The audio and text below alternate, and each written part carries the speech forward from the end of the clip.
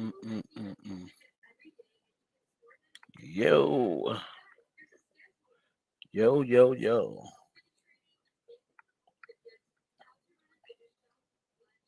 Who's drinking tonight? Who's drinking tonight? Hold on. Check, check, check, check, check. Let me go over here.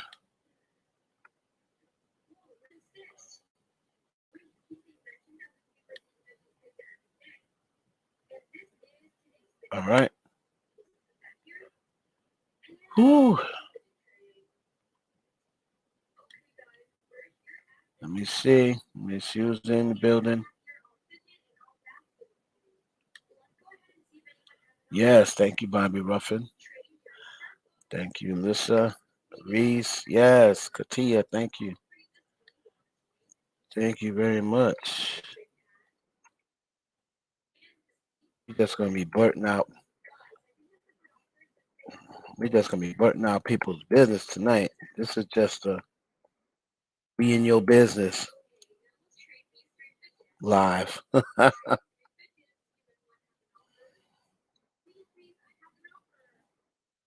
We sent all birthday donations to my Cash App.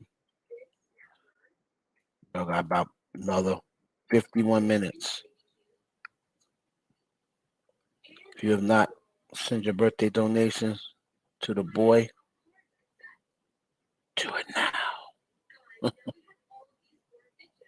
No, they don't allow me to they don't allow me to pen anything. Yes, Juan, thank you. Thank you, my brother. Yes.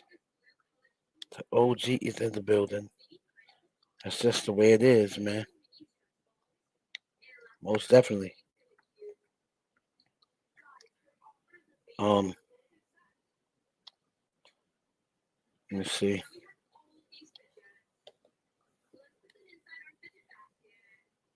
Yeah, we're gonna talk about trade. Thank you.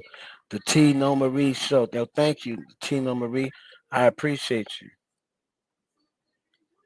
I follow your channel too.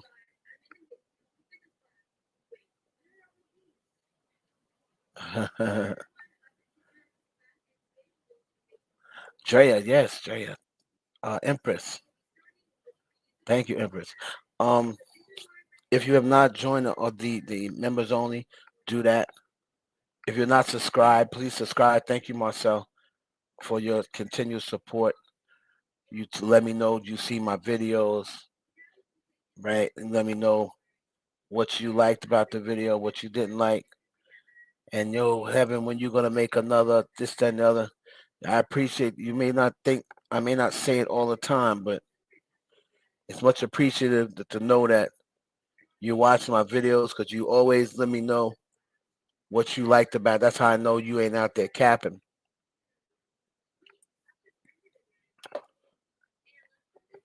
We just let everything die down and analyze everything. We don't talk like there's a lot of talking points, and especially in the celebrity world. Of course, we are still waiting on the actual. I know the police, and I gotta shout out DJ Academics. Like I know he takes a lot of heat, and I'm all about um giving people credit when credit is due, and then I'm gonna I'm gonna bring you to come. I'm gonna come for you when that's due too. You know what I'm saying? But just because I come for you one day, that don't mean I don't like you or whatever. Like if if I think you're talented and you're interested, even if I come for you one day, I'm gonna come back and watch your show again if I see something that interests me. Same thing with Armand Wiggins. I told Armand Wiggins what it was. I made that video about him, dragged him for filth. But guess what? The next time I saw something that you know enticed me on his channel, I wasn't like, f that dude. I'm not giving him no views. I went right back there and started looking like, yo, okay, let me see what he talking about here. You know what I mean? If I think you're talented, I support Mob Radio. I'll send her cash apps or Super Chat. I don't really watch. I don't really watch a lot of Millie's shows because most of her audience don't really like me. And then when I come in, they start complaining, "Oh, why is he in here?" Like, so I don't even put her through that where she got to answer to her audience and got to tell them all the time, "Oh, because I rock with him, so that's why he's in here." If you're not a a what I call them, a kneecap sucker, they don't want you in mob radio, right? So, but I still support and I still follow her. And a lot of people be getting on me. Oh, how can you like? First of all, let people know I'm not anybody's gang or any. I'm not a fandom of anybody because I like more than one person. So I'm not in the fandoms. I'm not a Barty gang. I'm not a Barb. I'm not a whatever Sweetie call her people. I like multiple people. I mostly like women. That's like hardly not any female artists out there that I don't like, that I find some sort of good in. Right? Like you hardly ever hear me talk down on a female artist. Right?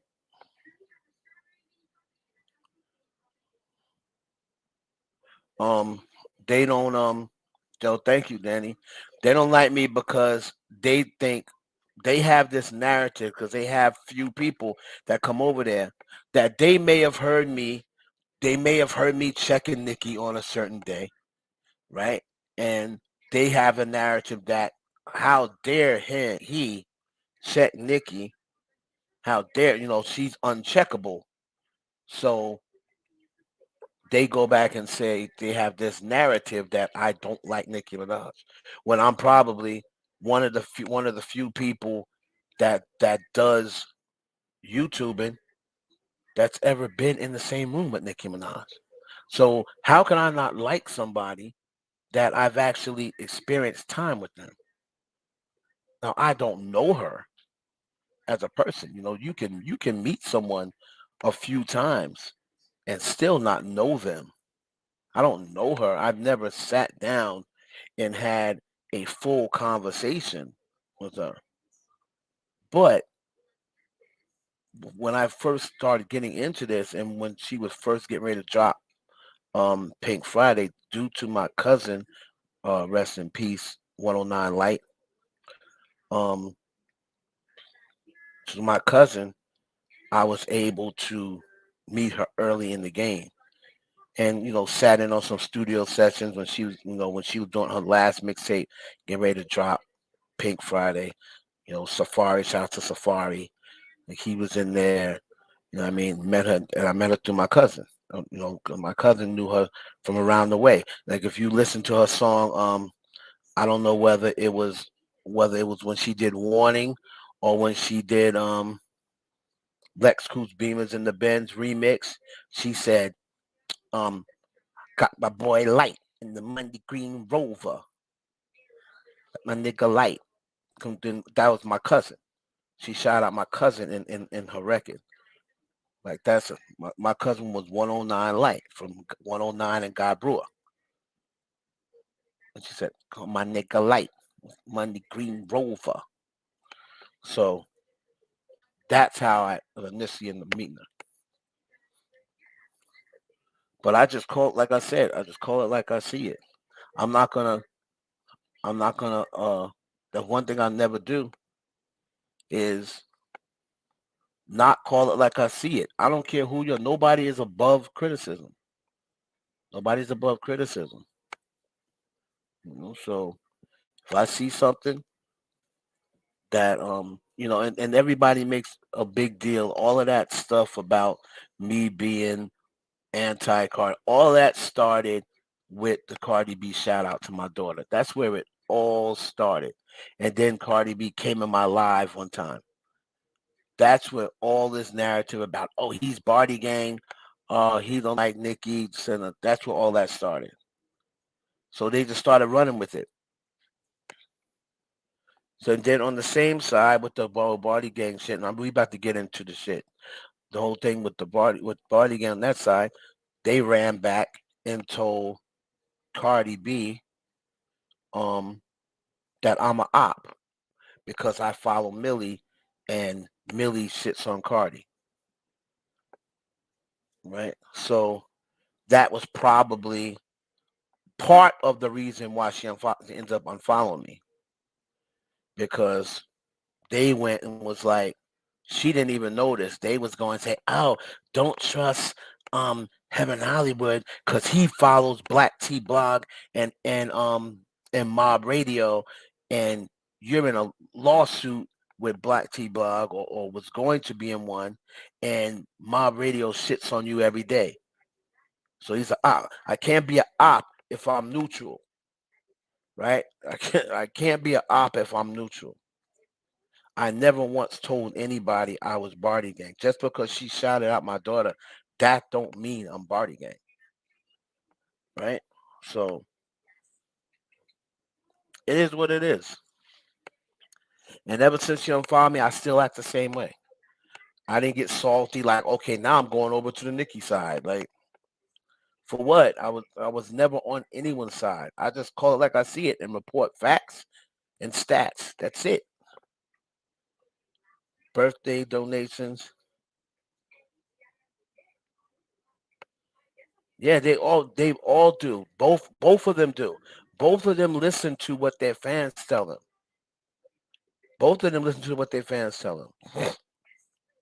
And she unfollowed me. That was one of the reasons. And then, but she said it was for. But I believe wholeheartedly that was part of the reason. They went back to him and was like, "Oh, you're a op. You don't really love Cardi B. You're not really for Cardi B. What do you mean I'm for? No, I'm not for Cardi B. I'm just for the truth and what's going on. I report on celebrities. I'm not cool like that when they ain't celebrities. You know, I was grateful that she gave my daughter a shout out and what other people was charging people $1,500 for on that app. They were charging people $1,500 for birthday shout outs. She went out of the goodness of her heart and made a video, made a video before she even introduced herself to me. When she was following me, I didn't even know she was following me. Some one of my supporters told me like, "Oh shit, Cardi B following you." I didn't even know she was following me. And then she was like, "Oh, I heard your daughter like is a his birthday's coming up." I think she was cool with G from the blog. I think that's who told her. She was like, "Yeah, his daughter's favorite song is Bags in the Coop, busting out the roof." And then that's how she ended up sending me a video. She got on camera with me. I was like, "Oh," so I thought it was a joke at first. I was like, "Yeah, right, the same Cardi B." I thought it was like a fan, whatever. And she came online, was like, "Oh yeah, I heard your daughter likes me, whatever. Oh, to give her this, tell her happy birthday, blah blah blah." And that's how it started. I had never asked her for no video. A matter of fact, when she sent it, I was like, "Yo, um, you want me to pay you for it? I'll give you money for it. Like I'll give you I'll give you half a stack. I'll give you 500, like for it, because you didn't have to do that." She was like, "Boy, I ain't trying to get no money from you. Just tell your daughter happy birthday, and that's it." And then she sent another one the next year. And that was after she stopped following me. She went and sent me another one the next year for her birthday.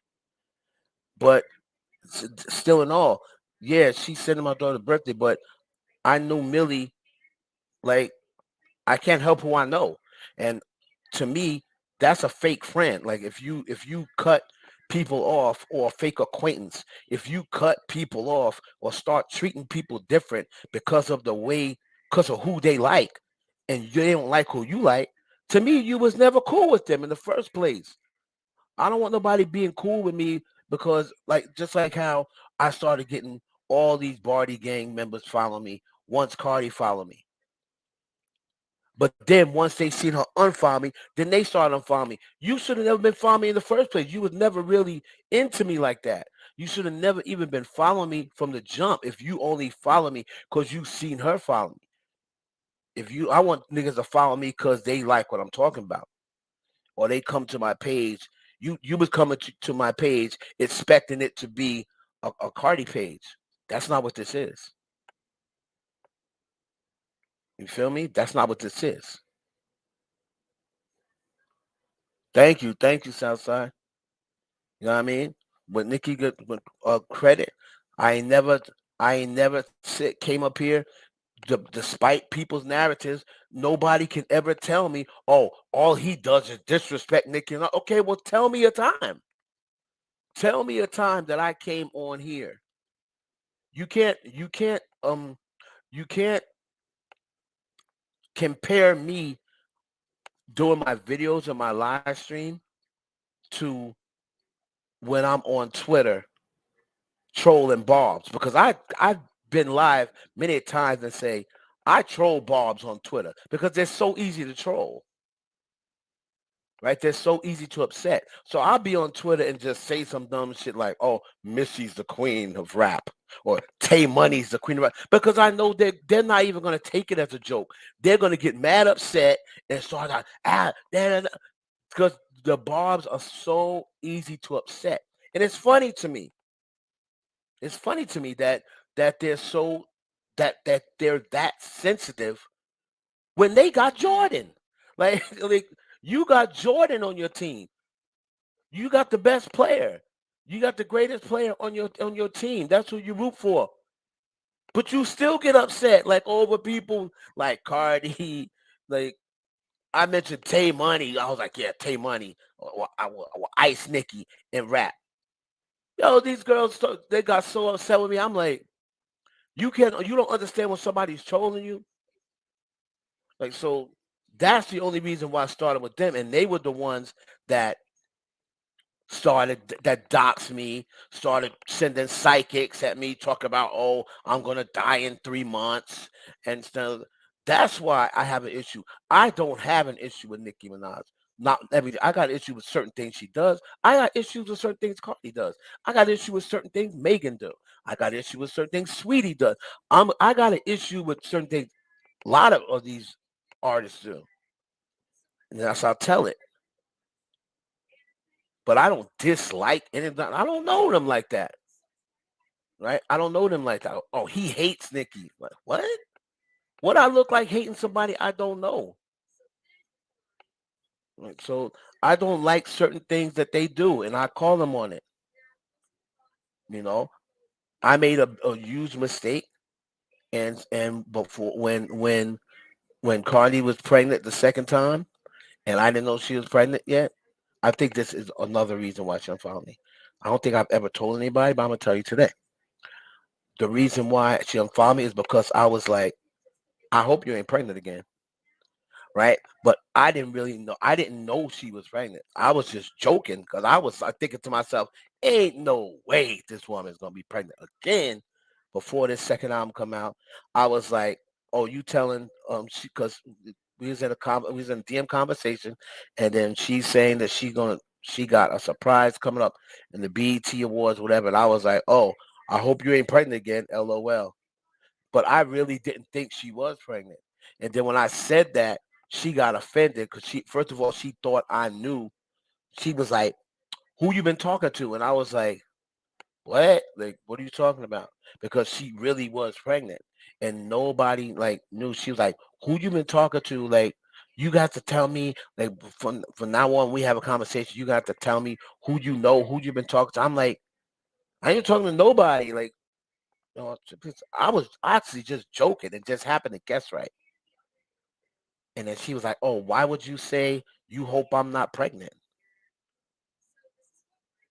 I'm like, I'm gonna be honest with you. I'm a selfish nigga. I want CB too. That's why I'm gonna be honest. And there's gonna be no way that you can roll out a second album if you knocked up. That's just life. That's just the way it is. And plus, I know them niggas, and I know how record companies get down. Like I knew how they got down with Lauryn Hill. They tried to make Lauryn Hill abort her child. They didn't want her to have culture. If quiet is kept, they didn't want her to have culture. And trust me, I notice I talk to these niggas all the time. I just don't tell people that I talk to them. because they don't want me telling like, yo, don't be repeating this conversation. Woo, woo, woo. But I was told a long time ago, them niggas was tight when she was pregnant, tight. But the only reason they let it rock is because her album was already done. This time she got pregnant before her album was done. And that's why there isn't another album now. And that's why they're tight with her. She ain't gonna admit it. They probably won't admit it.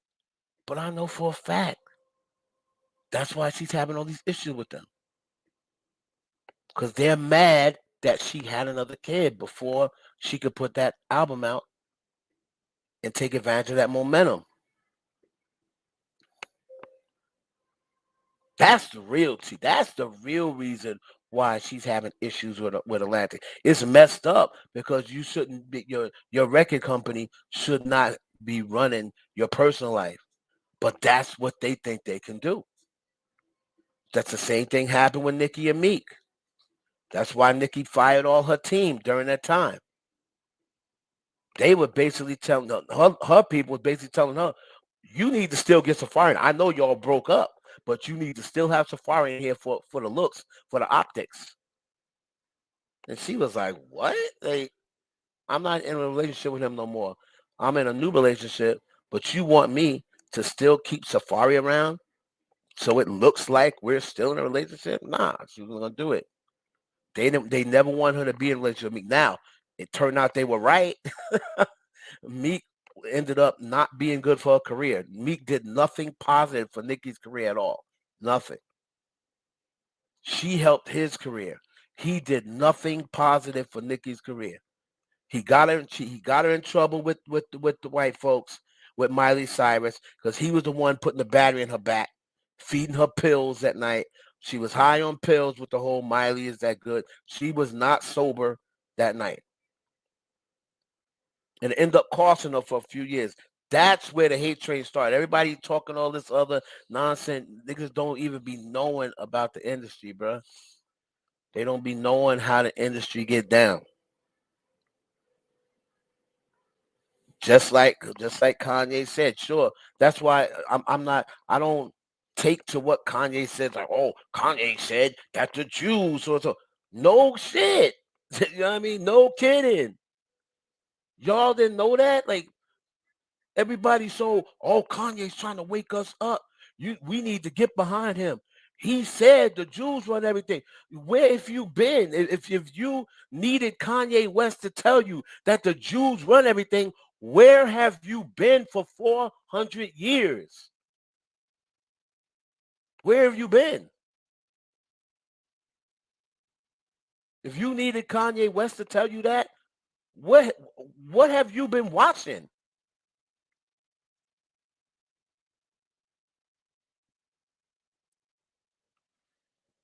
You know what I mean? He kept back to Meek. He kept her drugged up because he wanted to keep her vulnerable. Meek was another dude who was very, very insecure. He was very insecure. He knew that he had no business with someone like Nicki Minaj. And all of her, he was insecure about it because all of her people were like, this dude's not on your level. And he's gonna bring down your thing. Goes one thing they did like about Safari is Safari drunk his water and mind his business when it came to her business. When it came to her business, when it came to her shows, he really just sat back like, hell, I'm helping her spend the money, so of course I'm not gonna have no problem with it. Oh, you got to give Lil Wayne a lap dance? Hey, I'm cool. Hey, you got to bring guys out on stage and give them lap dances? It's a party, but I'm cool with it. You know what I'm saying? Safari was like, I'm cool with it. He was driving around in a matching Lambo. What the hell does he care?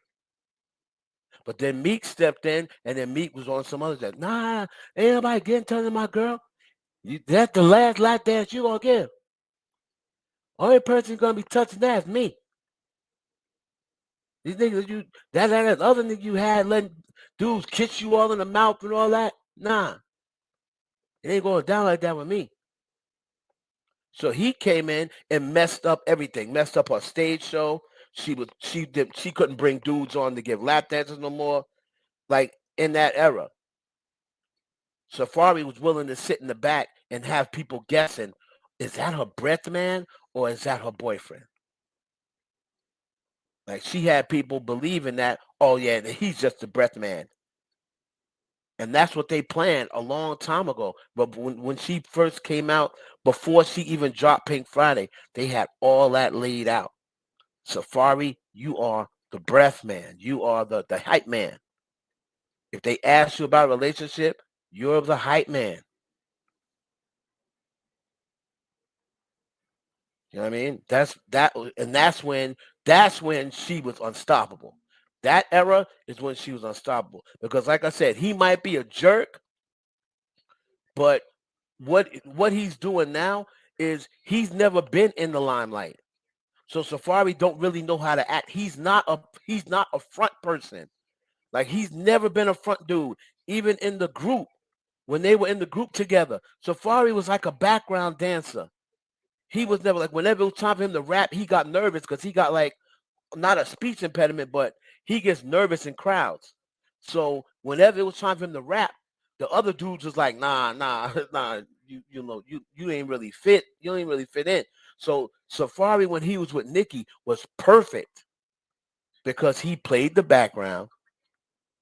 No homo. He's easy on the eyes for the girls. You know what I mean? He's easy on the eyes for the girls. So he can go out to a meeting and look good in a business suit, right? He ain't got braids in his hair. He ain't got his pants. He ain't looking all intimidating. You know what I mean? Looking like, talking, act like he can't talk. He can talk in complete sentences. If you talk to him, even though he got a little Jamaican accent, he can talk. He can go out to a meeting and dress up in a suit and look presentable and look non-confrontational. That's what they like. That's what they like.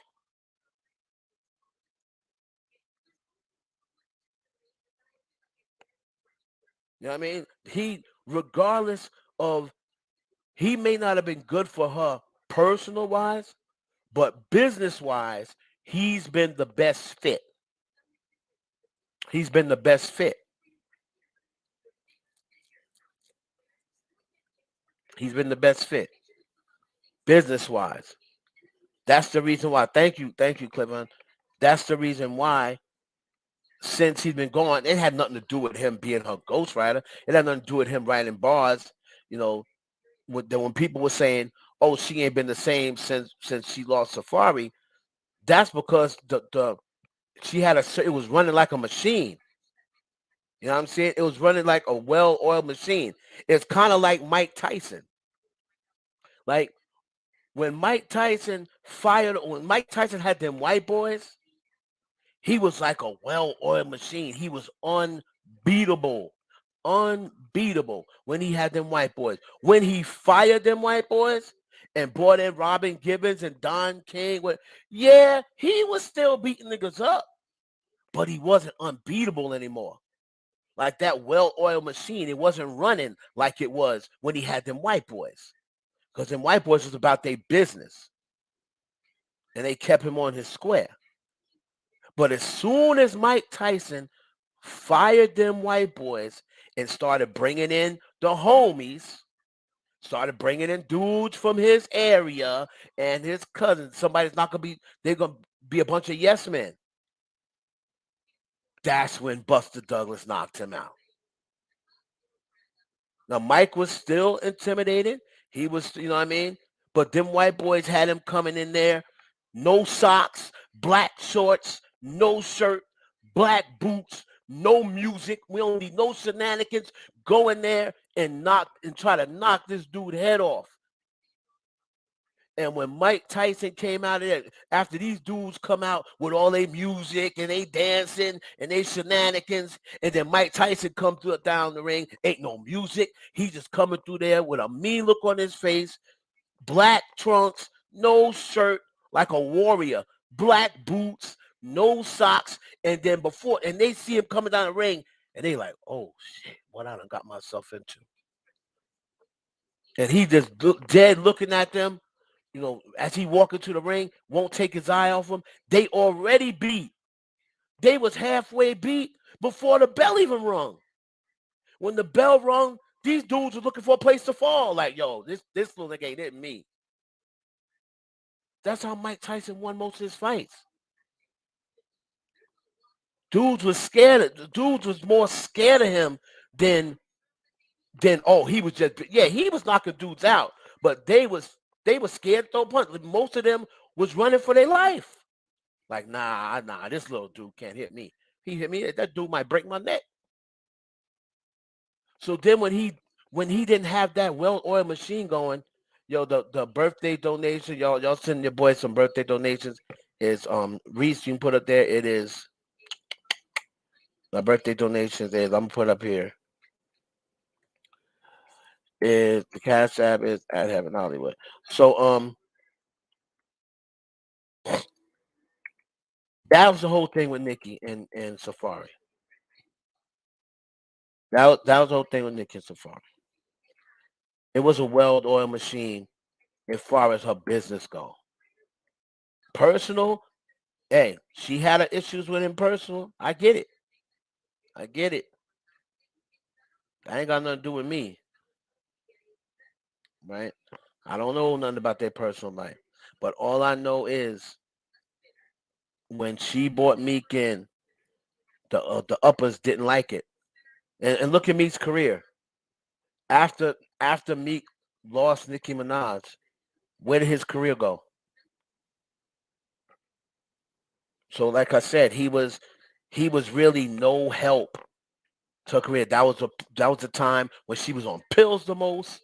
That was the time when she caught all the smoke from the white folks. Meek was a help to that. He helped cause all that. He helped cause all that. If he wasn't in her ear saying, "Yeah, yeah, get her about that interview," you gonna see, yo, I ain't gonna let nobody talk to me like that. You just gonna let her get away with that? Call her on it. Now, early day Nicki, that's why she was such on good terms with those white folks. Early day Nicki would call you on it behind the scenes. Hey, Miley, can I get a word with you? So I read that you said in the interview that you know I got an attitude problem. I thought we were cool. So would you like to explain that to me? That's how 2010 to 2012, 2013 Nicki operated. She would address people behind the scenes. But then when she got with Meek, and Meek want to try to be, oh, you the queen, you the queen. They gonna have to know. They got to bow down. They, they, they just can't be coming to talk to you in your type of way. And that's why she said that to Miley on that stage. That's the reason why she addressed her on that stage and ended up hurting her. Because Miley's godfather is the president of Disney Records, aka Hollywood Records. And them niggas had Baby on speed dial before Nicki can even get off the stage. Once she said the word bitch in front of all them people, shit. Like I said, I told people before. So everybody was talking about, oh, it's because of Cardi. That hate train had nothing to do with Cardi B. Hate train had nothing. That just made people say, okay, y'all got to find somebody else to get behind because we not effing with her right now. That's the reason why um the whole media during that time, once she dropped Bodak Yellow and whatever, that's why they got behind Cardi. It wasn't because Atlantic created Cardi B and then told everybody get, but no. It don't matter what would happen if Cardi B came out. If that Yo Miley was good never happened, Cardi B wouldn't even had the impact on Nicki like that. They opened that door. They opened that door for people to dislike her more. She already had a certain amount of people to love, but the artist was messing with her. Justin Bieber, all of them. Look at all them people she did music with before Yo Miley was good. Justin Bieber, um, Britney Spears. She was doing music with all them. She was supposed to do a record with Taylor Swift back then until she was pilled up. And then she decided to say, oh, if the video had a bunch of skinny white girls in it, then they would have won. And then Taylor Swift ended up winning. So Taylor Swift was like, yo, me and you ain't never been on it like that. You ain't never talked to me like that before. What's going on with that? And then she went off on Taylor Swift. And Taylor Swift really didn't understand. She was like, we ain't never had no problem. Now all of a sudden we got a problem. So all of that stuff, that's what started the hate train. And anybody behind the scenes in the industry will know. These people that be out here on Twitter and these stands, they just look at stuff. The only thing they see is stuff that happened come across Twitter, and they try to put together their own scenarios of what happened. But they don't know what happened. If you're not in the industry, you don't know what happened. You can't take the blogs can only report to you when it hits off of when it hits mainstream or when it hits the public. But they can't report anything for you that's left on the cutting room floor. A lot of that tea gets left on the cutting room floor. And if they don't know what happened behind the scenes, they can't tell you. The average person would have never even seen that whole Yo Miley was good thing. Most people thought it was a joke. Most people thought it was staged when it first happened. They look at it and be like, I didn't see nothing there. Nicki was kind of laughing. He was kind of laughing. But she was kind of laughing because she was pilled up. That's why she was laughing. She was, she was in the aisle dancing. You don't never see Nicki acting like that. She never acted like that before. I mean, dancing in the aisle and like that. She ain't never do that before Meek stepped into the picture. And that's when all her drama started. So that's you want the real reason why you get from a nigga that know people on the inside. That's an insider. Like people that are on blogs that if they never leave their house, how do they have inside information? There's not going to be people to trust someone on a computer that they've never met. These people lives are at risk. If something happens behind the scenes and it gets out, right? And it somehow gets tracked back to who gave that information out, yo, they'll be fired and blackballed from the industry. Yo, she told private information. So do you think when these people say, oh yeah, I got an exclusive, what I'm hearing is this, that, and the third. How are you hearing this? If you've never even been to an event, if you never held a microphone in front of celebrities, if you can't call up a publicist or call up a marketer or call up a stylist and have a conversation with them, how are you getting inside information? You're getting information from another fan who got their information from another fan who got their information from another fan who saw something on Twitter. You know, people like Jason, even though I don't like Jason Lee, people like Jason Lee, if he says something, I'm prone to believe it because Jason Lee is out there. Like he a lot of people make fun of him for Beyonce running, but guess what? He was in the same damn house as Beyonce. For him to even be in the vicinity for Beyonce to run from him. Not many people can do that. And yeah, it was funny. It was funny that Beyonce run. Oh, Rihanna running from him, Beyonce running from him. But guess what? You're in your living room, and you would kill to have Beyonce run from you. Thank you, Susie. right? You would kill to have Beyonce run from you. And he end up getting the picture anyway. Thank you, Mama. Got it. Thank you, Miss Chaw. There's a cash app for all birthday donations. So I was able to gain connections through all the years of the Block TV stuff. I was able to save different publicist numbers and marketers numbers and gay stylist numbers. Those are ones you get the tea from. The gay stylist and the gay publicist. Don't lose their numbers. If you want the tea, don't lose their number because they will spill it. The gay stylist and the gay publicist, I make sure I kept shout out to my boy Jalil Green in Atlanta, Terrence Dean. Shout out Terrence Dean was always coming on my radio show, just spilling tea for no damn reason, and I loved it. I loved it. Child, let me tell you what happened. Let me tell you what happened, honey. I'd be like, what happened?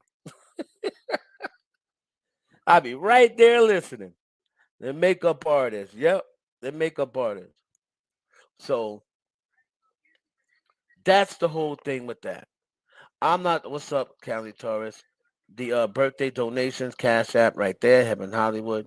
Y'all send your boys some birthday donation. Y'all got another 11 minutes. I mean, you can still send it after 12, but after 12, it'll be November 5th. But we accept it on November 5th, too.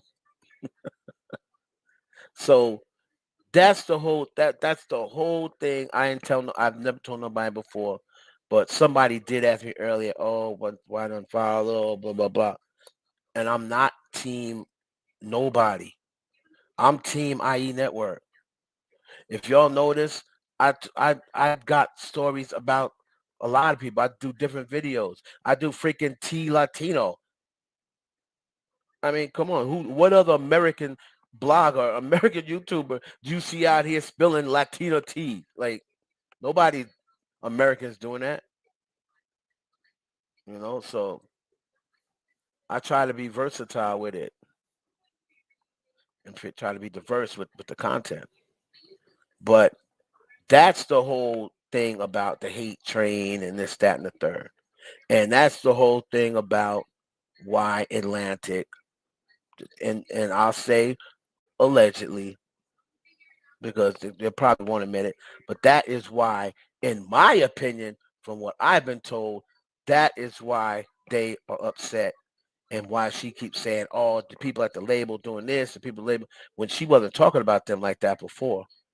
She couldn't do no wrong in their eyes before. When Mike Kaiser and Julie Greenwald and Kevin Lyles and all of them, Leora Cohen, like all of them was like, yeah, this is the girl you get behind. This is the people's champ right here. But you're gonna be the people's champ as long as you following what they're doing. What they're doing. And then once she got away with, and trust me, I'm not saying that it's wrong for her to have a kid. I would never tell anybody that. But that's what they are thinking. They are thinking, what? Pregnant? Oh, hell no. All you gotta do is ask Lauryn Hill. She wasn't as big as Cardi, wasn't as big as Lauryn Hill. And they told Lauryn Hill, don't have that baby. They sent everybody at Lauryn Hill. Jay-Z, Wyclef, like L.A. Reid. Everybody was like, you're not having that baby, are you? They tried to get her to have it, but she made a song about it and told everybody that they were like, don't have this baby. Your career's over. We can arrange you to have an abortion. She was like, I'm not having an abortion. What happened after Miseducation? The most successful female art album ever. What happened? She never made another album. Think about it. Never made another album after that. Yeah, I'm gonna get into that. Day one love. I'm gonna get into that. Matter of fact, I got a person. She's a Nigerian blogger, and she was like, "Yo, you need to get into it. It's messy over here. It's messy over here in Nigeria." So I'm like, "Yo, I need to get into it. I gotta find out who the players are or whatever, and who people have interest in over there." So that's the whole thing. That's the whole thing with you know, the hot shit record, and so I really don't know. And then people are talking about, oh yeah, there's rumors that she's pregnant again. Well, I'll tell you straight up. I will tell you straight up, and Cardi gang can run back and tell her like dumb stuff. I'm just giving my opinion, and, and trust me, I want everybody to have help. Never tell a woman when she should have kids, when she shouldn't have kids. I want all the children to come out healthy, happy. I don't mess with the kids. I don't talk about people's kids. I don't talk about the way they look. Nothing. That's off limits to me. You're gonna feel the wrath of God when you do that. You don't talk about God's children. All of them are God's children. But I could tell you this from an analytic standpoint. She's already on year 5, and there's only been one album out. If she gets pregnant again, she's finished. Point blank, finished. Finished. Now, if you are satisfied with what you did with your career, more power to you. If you're satisfied and you're saying, "Well, I don't." To me, the most important thing is having a family. Hey, I salute you. You could do that. Go off and be a family person. I have no issue with that at all. But the way they look at it is, you ain't gonna be rapping and doing that. We pay you to make records. We don't pay you to have children. And that's the way they look at you. We pay you. And I can tell people, I talk from an industry standpoint. Don't take it personal and say, oh, heaven said that they pay. No, I'm not saying it. I'm letting you know how they talk. Yeah, the K-pop world too. I'm getting into that too. Thank you, Angel. Thank you. Well, I'll tell you right now, if she have a third baby, she might as well just announce her retirement. When she announced a third baby, if this album ain't out, she might as well announce her retirement along with the third baby, because Atlantic is not gonna go for it. No record label's gonna go for it. They're gonna be like, 3 kids, you got one album out, you just turned 30. Nah, nah. Because like I said, when you have a child, you are pretty much saying you're gonna be down for the next 2 years. Even though it only takes 9 months to have a child, when you have a baby in the industry, you're pretty much saying, I'm going to be done for the next 2 years, because it takes 9 months to have a kid. It's the first thing. Then before you can even really move around and dance, that's going to be 6 weeks, 6 to 8 weeks, when you still got your stitches in. So you can't even really move around, and you got to get your stomach back in place instead of third. On top of that, the first year of your child being born is the most important years. So nobody really wants to leave their kid within the first year. So you're going to be taking off a full year pretty much. So you're talking about 2 years time. You're taking out 2 more years of your career, right? So she's 30 right now. So now if she did have, and all, shout out to her and her husband. If all kids are beautiful. If she did get pregnant again, you're talking 33 by the time she does a tour. Well, at 35, at 33, they start getting ready to find your replacement, because at 35, they want you up out of here. Most of them. At 35, they want you up out of here. It's a little different now because of the streams or what have you. People are able to stretch their career a little further because of the streaming.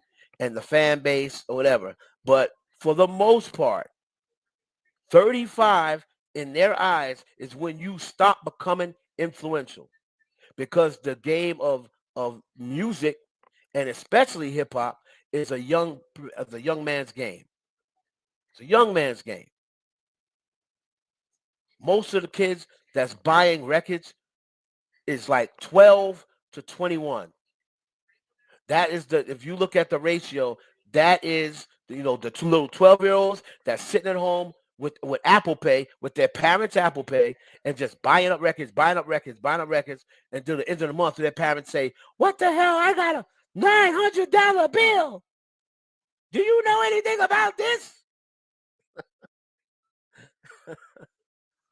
That is the majority of people that's buying records.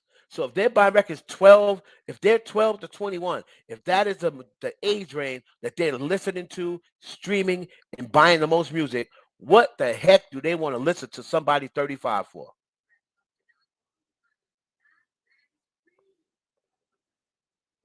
Why?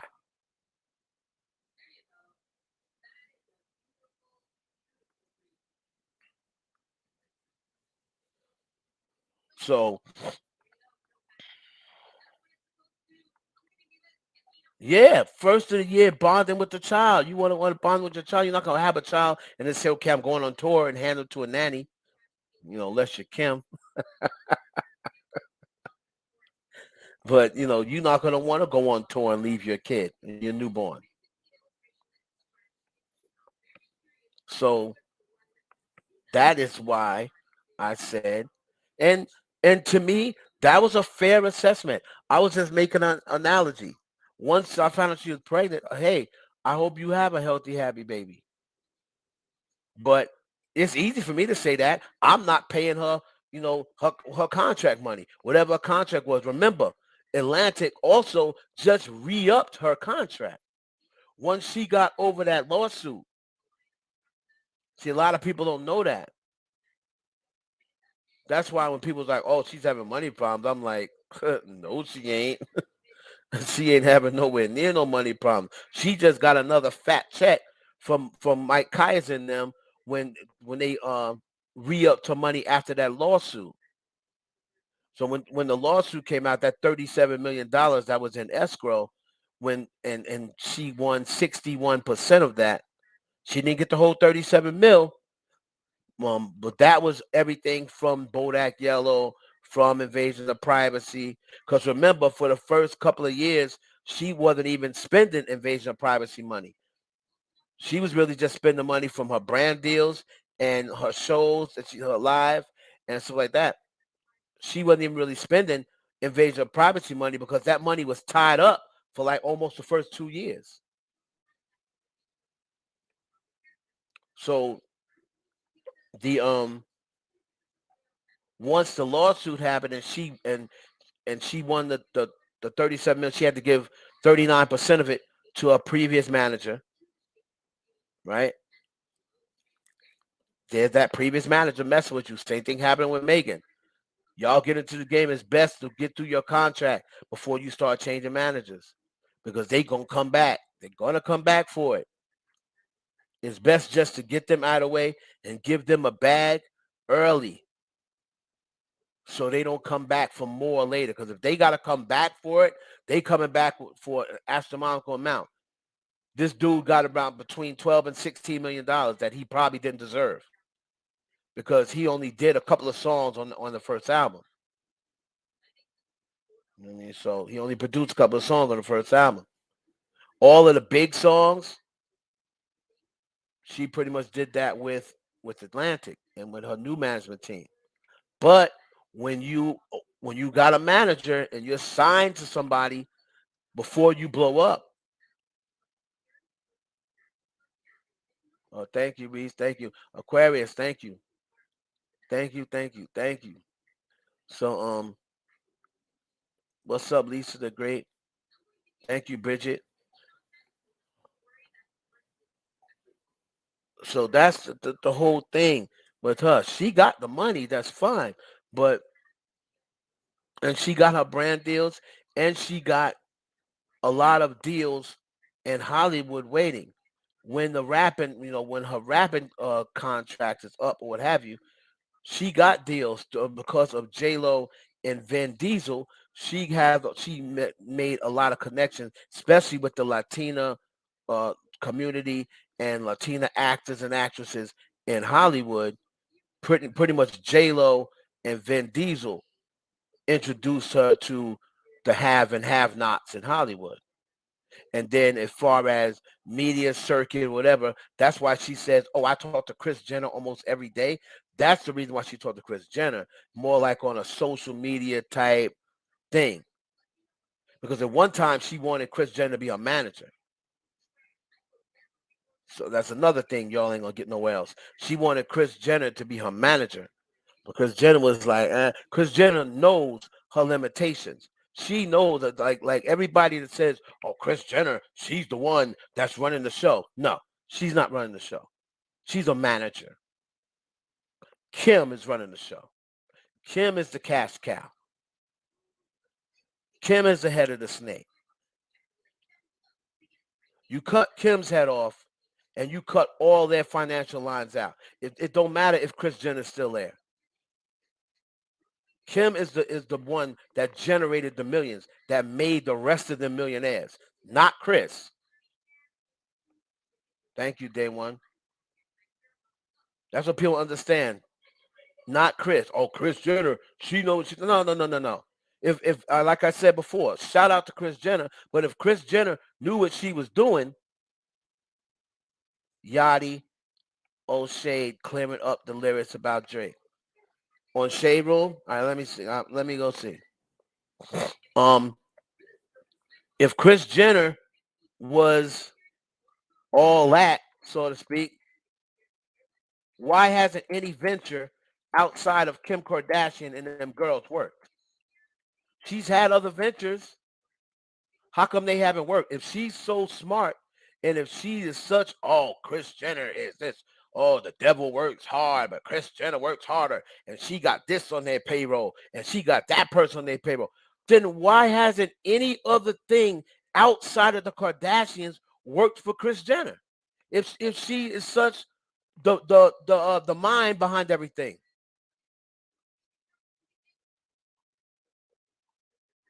Right? If she's the mind behind everything, how come nothing else outside of Kim Kardashian has worked? Everything else flopped that didn't have anything to do with her daughter.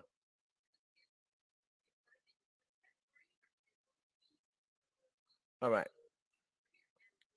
So let's go to shade room. Now they want to clear it up. How's he clearing up the list? I'm listen, Drake. I know what I saw, bruh. I know what I saw. I understand double entendre, and I understand how Drake raps. Like I've been watching Drake since day one. I've been watching Drake since day one. Little Yachty hops on live to explain the meaning behind Drake's lyrics on Circo Loco. Said the controversial line is about women lying about getting buckshot. Okay, but well, wait a minute. What about the other line? What about the other? I don't want to hear that. I don't want to hear that. I don't want to hear that. Nah, bro. Ben knew I had one, a bad one, a make niggas mad one. Shut, partisan, shut up. Shut up. Don't nobody want to hear that, bro. You got dudes coming at your girl left and right. This nigga's so corny. Like, does he have any backup? Like, this dude don't got. I don't ever see him rolling with nobody. I don't see him with no crew. Like, it's just you and Megan. Like, y'all just a 2-man crew. Nah, you gotta worry about that dude. You gotta worry about that dude. Where's this nigga at? Let me put partisan. I'm waiting to see what he's gonna say. I see he ain't got no smoke for Drake. He only has smoke. He said he had smoke for Tory Lanez until he ran up on Tory Lanez and saw him and saw that Tory was about the shits, and then all of a sudden he left Tory alone. This big old nigga, just big for no reason. So the only reason you're big and got muscles is just to throw Megan around. That's the only reason. That's the only thing you use your big muscles for, is just to throw Megan around. Like that's the only thing you big for? Man, get out of here. Get out of here.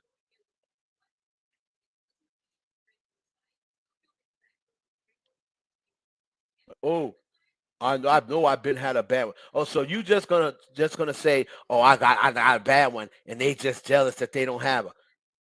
Dude, the baby pretty much said he smashed, and she didn't deny it. So the baby ain't jealous. He had it. He's just letting you know he had it. Now maybe he want to get it again.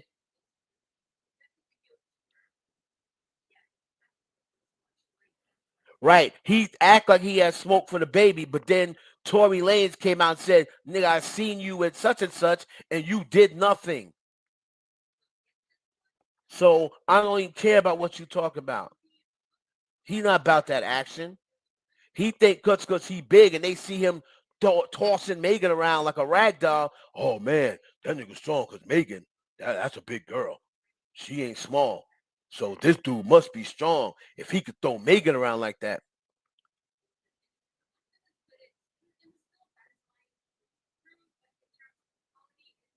Yeah, but the whole and the whole thing about I get what you're saying, Lisa, but the whole thing about that him dissing girl on record, we don't know what bars he's writing. Just I've been down that road. I ain't gonna go down that road again. We don't know what bars he's writing, but we know but all we do know is facts, right? You receive ASCAP awards for writing a certain amount of a record. So if he's writing, how is he writing so much of these records and he don't have one ASCAP award? But yet and still, Cardi's got plenty. Megan got BMI awards. So just because his name is down there, he could have said he could have put one word in and he's going to get a writer's credit. It don't tell you when under writers who wrote what. That's why I be trying to explain to y'all. Y'all see the names and start saying, "Oh, he's the ghostwriter." You don't know what he's writing. You don't know what he contribute to that song. He could have contributed a melody. He could have contributed a hook. He's still going to get on the writer's credit. His name is going to go down there with everybody else. But unless you're in the studio, you don't know what Partisan is writing. So that's why when people be saying, "Oh, he writes all the diss records," how do y'all know that? Y'all don't know that. Because if you're not there, how do you know what he's contributing? And if that's the case, why hasn't he won an ASCAP award? Because ASCAP knows who's writing. You can't fool them because they the ones that cut checks for the songwriters. And you're not gonna be like, oh yeah, my name's Partisan Fontaine. I wrote this song for Cardi B. You got a check back there for me? Nah, it's not like that. You wrote what? Oh, I wrote a big paper. I wrote up. I wrote so and so. Okay, so you wrote on records. All right. Where's the paperwork? Where's the paperwork? You got to send us in the paperwork of the original composition. I'm down with ASCAP, so I know how they rock. You just can't say, oh, yeah, I wrote this song. You got to send in the proof. The original composition, the date, the notes, you got to have notes on it. What day it was written, what time it was written, how much of this song have you wrote? Only ASCAP knows that. We don't know that unless we're in the studio. So when y'all are saying that, I get it. It's you're trying to take a dig at Cardi B and at Megan. You're trying to take a dig by saying they're not writing their rhymes. Partisan is writing all the diss records and all the diss lines, but y'all don't know that because y'all aren't in the studio. So how can you tell me that you know what Partisan's writing? You don't. because he ain't received no awards for them. So that lets you know right there. If Cardi B's receiving ASCAP awards, right? She received one for Up. She received as well for Bodak Yellow, right? If Partisan wrote those rhymes, where's his ASCAP award? You have to write a certain percentage of the song in order to get credit for it. So if I'm chilling with Nas, right? If I'm chilling with Nas and I say, yo, start the rhyme off, yo, peep this. And Nas is like, yeah, nephew, I like that. I like that. I'm not even gonna say how I was really gonna do it. But yo, I like that peep this. It reminds me back like in the 80s and 90s and shit. I'ma use that. I'm getting a writer's credit. My name is it's gonna say written by Heaven Clark, Nasir Jones. I'm getting a writer's credit along with Nas. And y'all don't know what, y'all not gonna know how much I contribute to that record. If I give one word, if I say boo, and they put boo on the record, I'm getting a writer's credit down there with Nas. They're not gonna say Heaven Clark and put in parentheses, he said boo. Nah. It's gonna have me down as a writer's credit. So unless we know in the studio what is right, you can always tell, right? You can always tell if a dude is rapping, right? If a dude is rapping and he can't make no hits for himself, this is how people should have knew that Safari wasn't writing Nicki stuff. Because if Safari was writing Nicki stuff, where's his hit? I know you not. I know some of them aren't going to have a whole bunch of hits because some people are just better songwriters. But you're going to at least have one. You're going to at least have one. Right? Tony Rich is a famous songwriter. He wrote for Babyface, even though Babyface writes his own stuff, but he collaborated, wrote some record for Babyface, wrote some record for the deal. Like Tony Rich was a ghostwriter in pop music, and then he tried to do his own solo career. His solo career wasn't as big as his songwriting career, but he did have one hit. So, you know what I mean? He had one hit. You're going to get at least one. Like Kerry Hilson's songwriting career was probably bigger than her music career, but she did have a couple of hits. Safari couldn't get no hits. So if you was writing, that's how I knew right there that he wasn't writing her bars. Because he couldn't do no hit for himself. He couldn't get one hit, not one. Even when he first came out of the relationship, that's when everybody was like, oh, snap, oh, she can't get, oh, she lost her ghostwriter, blah, blah, blah, blah. And then he tried to put out music, and even Charlamagne was like, this is trash. This is trash. Safari couldn't rap. They could never rap. Heaven Hollywood, the birthday cash app for all birthday donations is that's $ Heaven Hollywood. Let's get it, y'all. Let's get into this Drake thing, man. So Partisan, I ain't really thinking about Partisan. Right, hold on. Look at this clown. I'm telling you, he's the worst. He is the worst, the most least relevant, least interesting person, boyfriend to a star. Kenneth Petty is more interested than this nigga. And Kenneth Petty don't even say nothing. I would rather follow Kenneth Petty on social media, if he ever got one, than this clown. This dude is so irrelevant. To have a girlfriend that is so big in the industry, to have one of the premier rappers, this dude is the worst. Big for no reason, all these muscles for no reason. You can't bust nobody in their face. You can't tell Drake, I better not see you. I'm gonna punch you out in your face. I'm sure girls think that he's good looking, but he's a cornball. You can be good looking and be a cornball. Drake is somewhat of a cornball, but girls think he's good looking.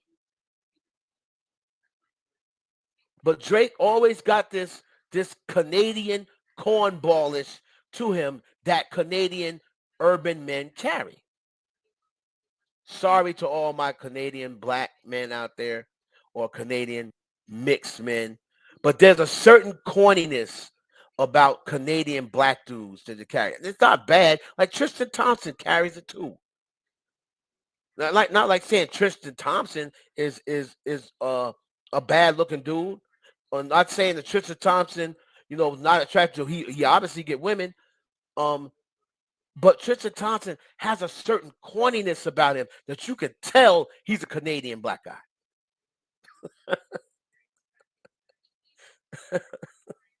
You could just tell.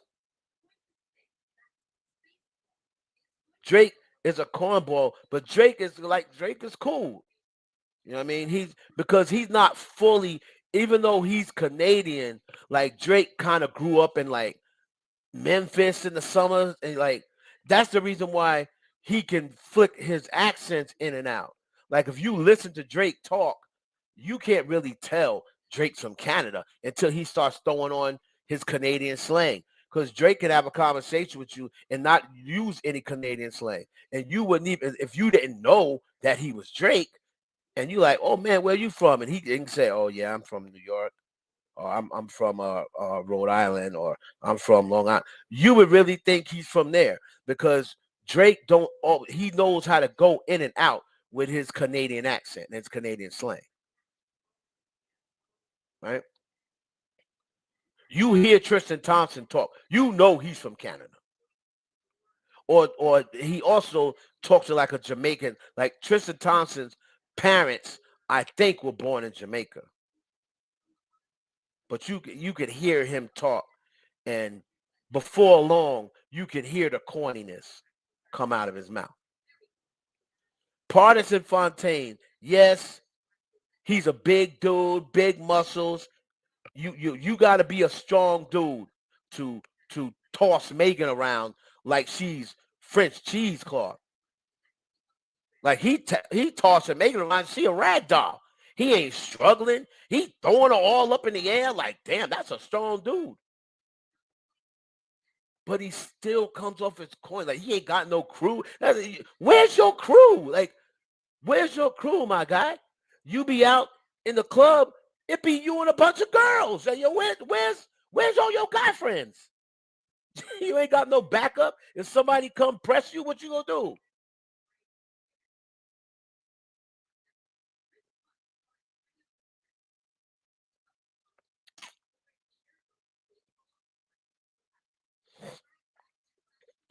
He's an ex big dude that slimmed down.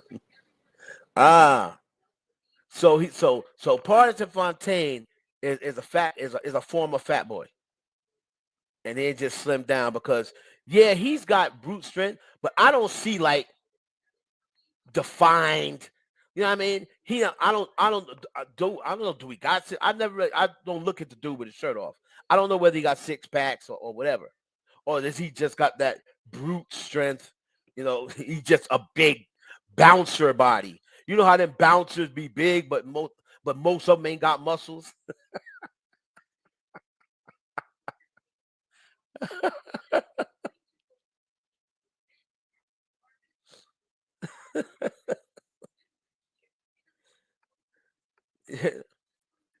I just see him recently out. He out with Megan, and this dude, you out with he like it's like he one of the bad bitches.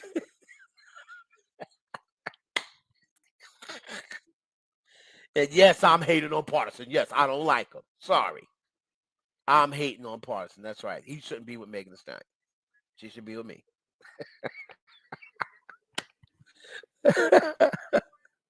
That's right. I'm hating on partisan. That's right. I brought all the hate to the yard. I can't stand that dude. No way he should be smashing that every night. I'm sorry. Sorry. Hey, EXO. Better not create apps or else they will boom. He can't get boomed because they need 2 albums from the Callus that had me dead. He can't, or else they will boom. Someone on Twitter said, "Party better not create ops." Okay.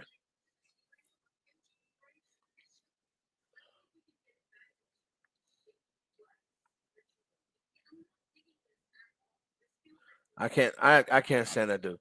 But so let's take a look at Yachty. For everybody who cares, hold on. I don't really want to hear nothing Yachty talking about, but hold on.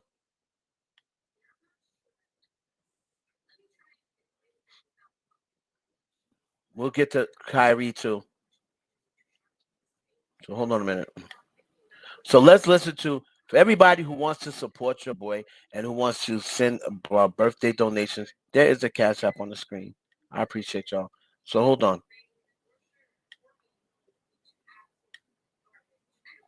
Share audio. All right. Shade room. So let's get to this dude.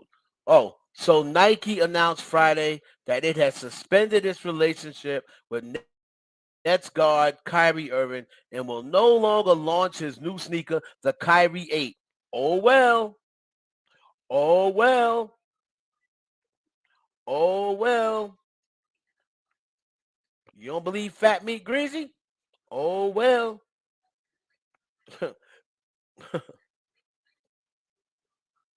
Drinking my water, minding my business. I don't know how many times I gotta tell these dudes, mind your business. Mind your business.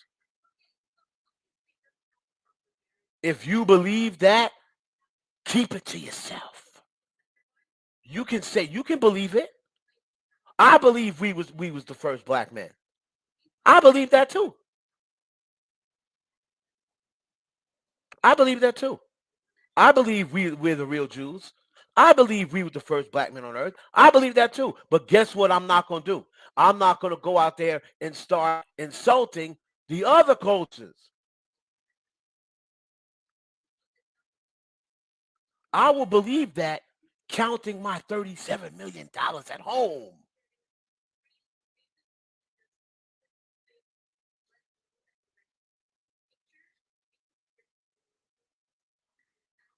Mind your business.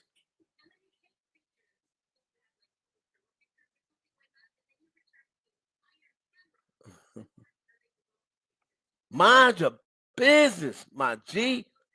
Now you lose. Now you mess. It's messing with your bag. Was it worth it?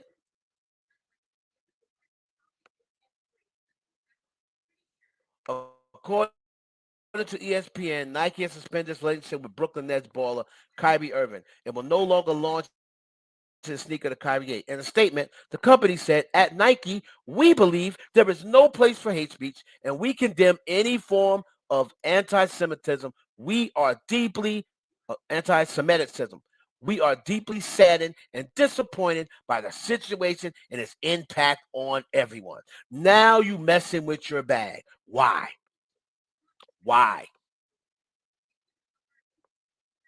Why?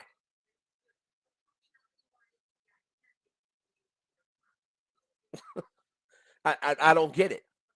I don't get it.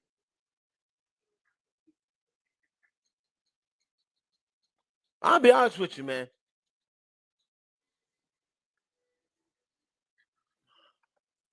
What what are they hoping to accomplish? What are they hoping to accomplish? And don't say, "Oh, they're trying to help us out. They trying to get us to wake up." Wake up from what? actually. Wake up from what? And see that the Jews run everything. I already knew that. I already knew that. So I don't know what everybody that's riding out for Kyrie and Kanye. You see, I guarantee you, they family members. I guarantee you, Kyrie's wife is probably like, nigga, if you don't shut up, if you don't shut your mouth, boy, don't you know I got a nail appointment next week? It's $100 an hour.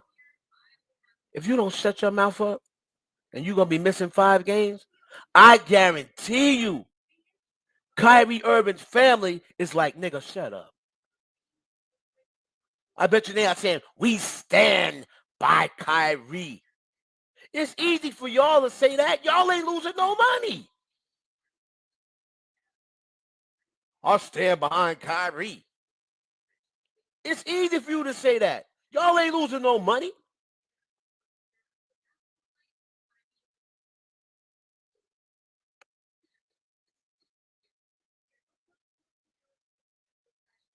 I mean, I understand the Meg thing, but that album is fire. Oh, I didn't say that. The album is definitely fire. I listened to the album about 3-4 times. The album is fire.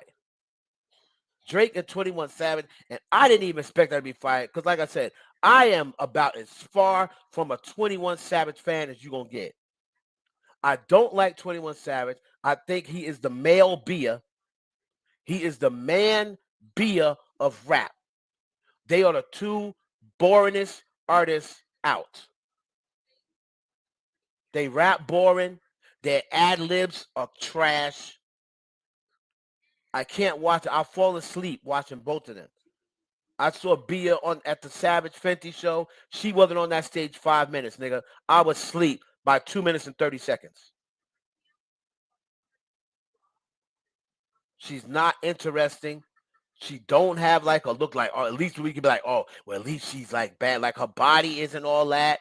Like she got like the regular skinny girl body. She really got no sex appeal. Yeah, she look okay in the face, but she don't really got no sex appeal.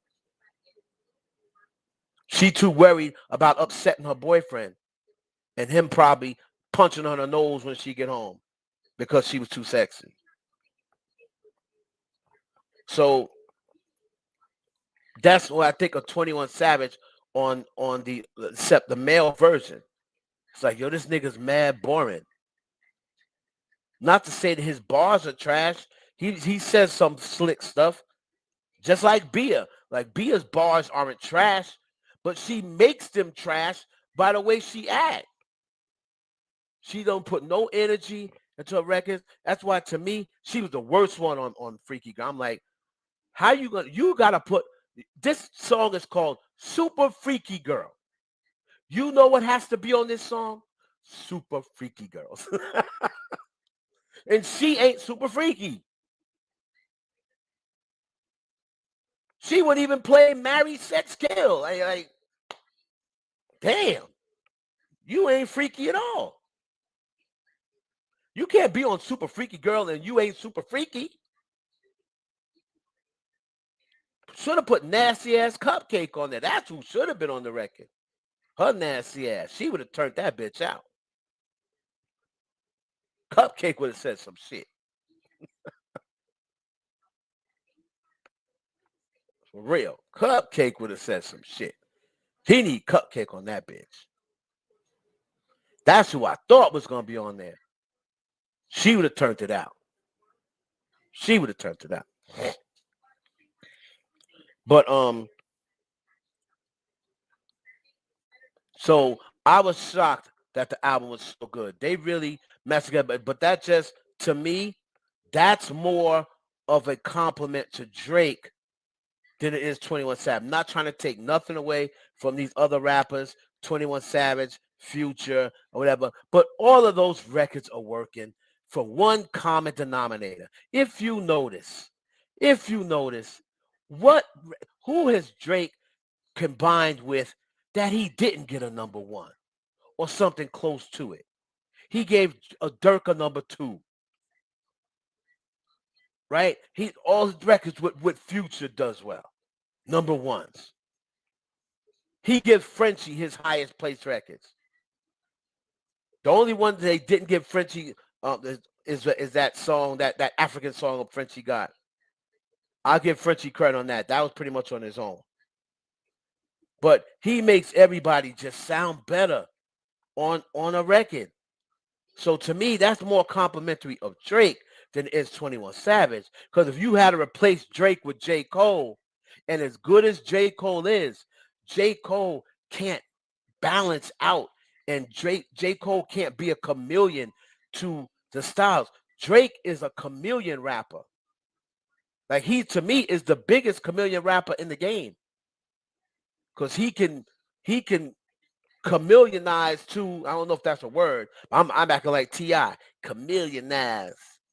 See, what Joe don't understand is Drake, he can chameleonize on records expeditiously. So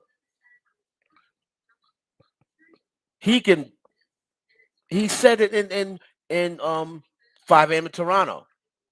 That's why every song sounds like Drake featuring Drake. And when Drake's on the record, there was times where I was like, wait a minute, is that 21 or is that Drake? Because when Drake's on the record, every record sounds like Drake featuring Drake.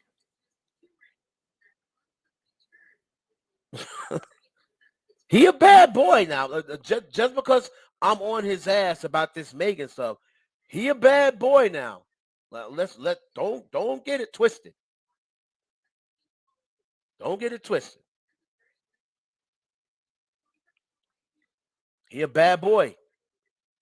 But I just think that the Megan subs, even though he's now trying to clean up and say he wasn't subbing her, whatever, Drake. Whatever, dude. We stupid now. Now you want to bring Yachty on and to talk about, oh, so-and-so. Man, shut up. I know that's right, party. No, it's not right, party. Look at this clown. Ben knew I had one, a bad one, a make N-words mad one. Nigga, stop. Stop. Stop it, sir. Can't stand this dude, boy. All right, let me get to the Yachty thing so we can break down what Yachty talking about.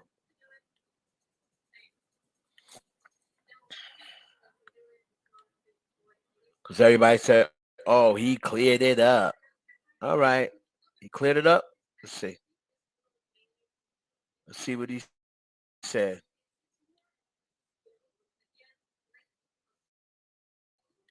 Hold on. All right. So, and I'm sorry, if I'm Meg, I'm not letting him off the hook with that. If I'm Megan, I'm like, nah, nigga, you lying. Bars that get the people going.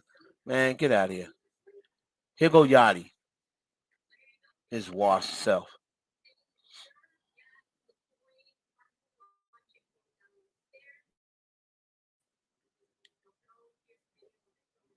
Y'all saying my signal broke up. So what I said was this is like what I was saying is that like I was addressing his line because I know he's not gonna address it. So like I know he's because I just know Drake. So this is like again, it's about women lying about their butt shots. You know, like saying this is real when it's fake.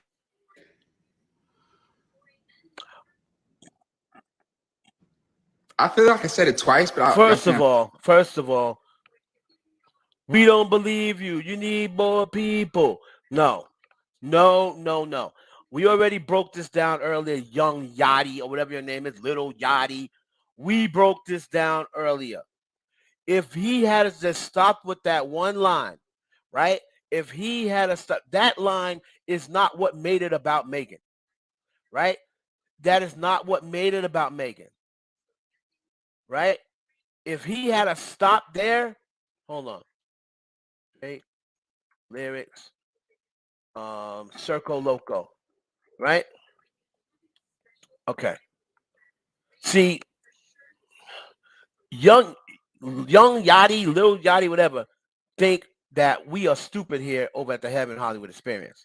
But we here to tell you, the heavy hitters,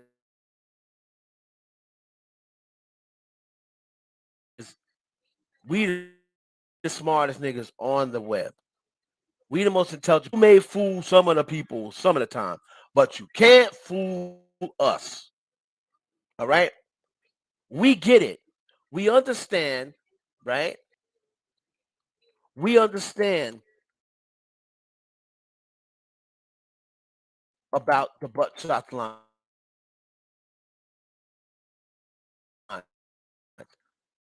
where you can pretty much say, "Oh, he was talking about, he was talking about elk." Who is she?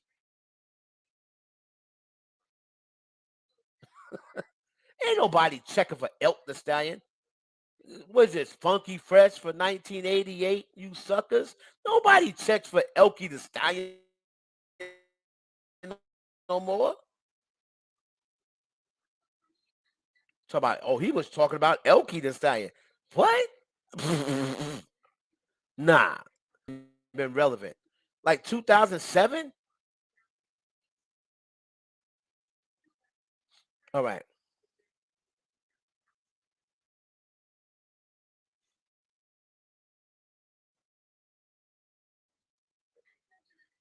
So first of all, he said,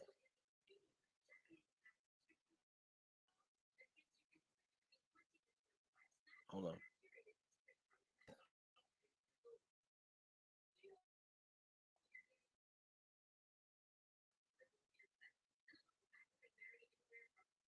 Blah, blah, blah, blah. The bitch lie. Heard him say shot, but let's just say for devil's advocate purposes, he said shots. So, bitch lie about getting shots, but she's still a stallion. Now, Drake is smart enough to know that the first thing people are going to think about, right? The first thing people are going to think about is shot and stallion. That's all people are going to hear, right? And he knows that. He knows that. That's the why he set the rhyme up that way. That's why when people were putting out the lyrics, they were saying, "Bitch lie about getting shot, but she's still a stallion." That can go both ways. She's lying about getting shots, but she's still a stallion. And she's lying about getting shot, but she's still a stallion. But that, so that way you could say, okay, let's say he was talking about lying about getting buckshot. That was not what made the line about men. How do you explain this? Drake and little young Yachty. Okay, but she's still a stallion, right? She don't even get the joke. Wait, she don't even get the joke, but she's still smiling. DJ Academics confirmed that, oh, that line is about a running joke behind the scenes about Megan. Smiling, that is a way of saying you're the joke and you don't even know it. You're smiling along with it. You think we're laughing with you, but we're actually laughing at you. All right? Then he says, okay, if that's not about Megan, so then he says,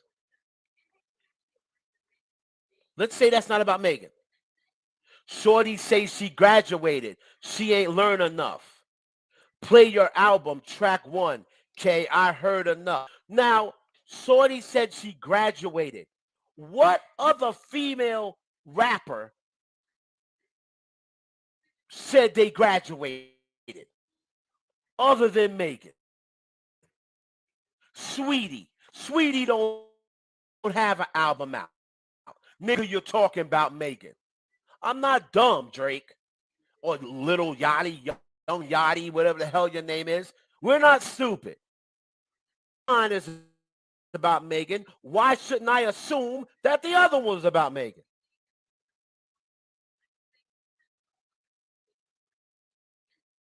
He was definitely taking shots at Megan. Thank you, compulsive. He was definitely taking shots about Megan. So when Yachty comes, he think he's slick. He coming, I'm just gonna dress it because I know Jake ain't gonna dress it. First of all, who told you to do that? Mind your business, Yachty. Mind your business. Mind your business. See, this is how people get probably trying to throw himself in it. Mind your business. You worry about getting City Girls another hit. That's what you need to be worried about. Mind your business. Thank you, compulsive. Thank you. You'll get there, most definitely. So yeah, that's the thing. But Nicki Minaj knows, right? Nicki Minaj knows that behind the scenes they saying, "Yo, you give her some henny and it's lit. You give her some henny and it's on."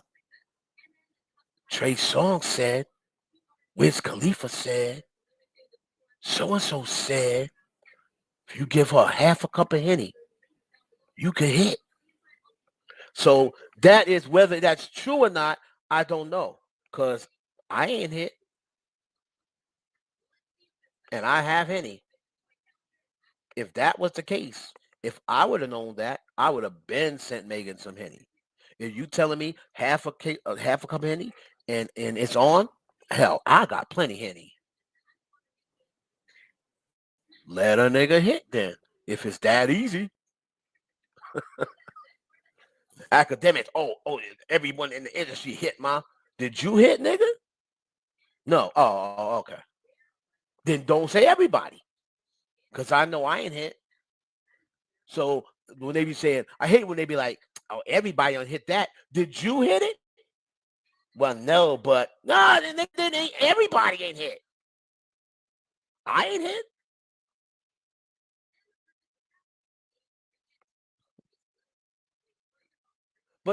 Right, but that's my point. That's my point, Taiwan. That's my point. They try to make it seem as though anybody can hit. Like, I got plenty henny. I got white henny. No, nobody has white henny.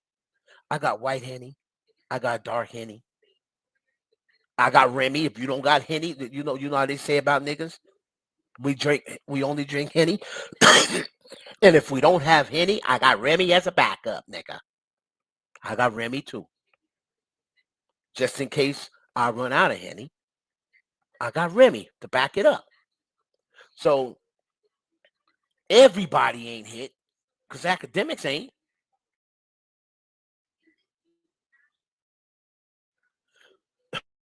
But so if what he says she graduated, she ain't learned enough. Play your album, track one. K, I heard enough.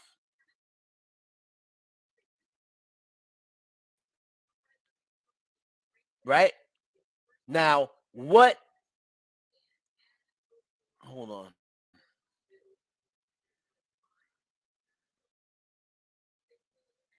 Girl was driving downstairs, such and such. And then I think there was another one. He said,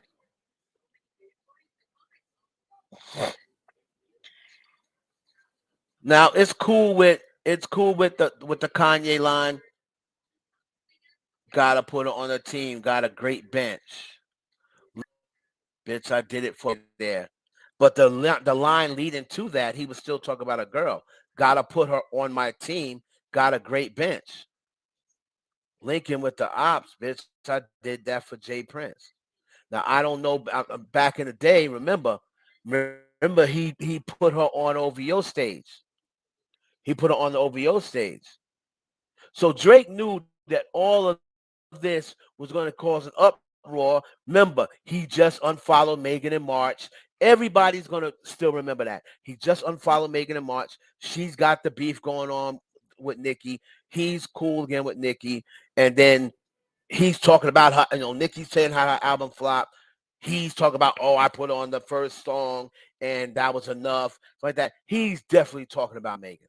He could try to make it seem as though, see, the reason why he had people coming out saying that is because, see, it's not going the way Drake thought it was going to go. He's facing much more backlash than he expected. See, so now he's got to try to clean it up a little bit. You know, he's got to try to clean it up a little bit.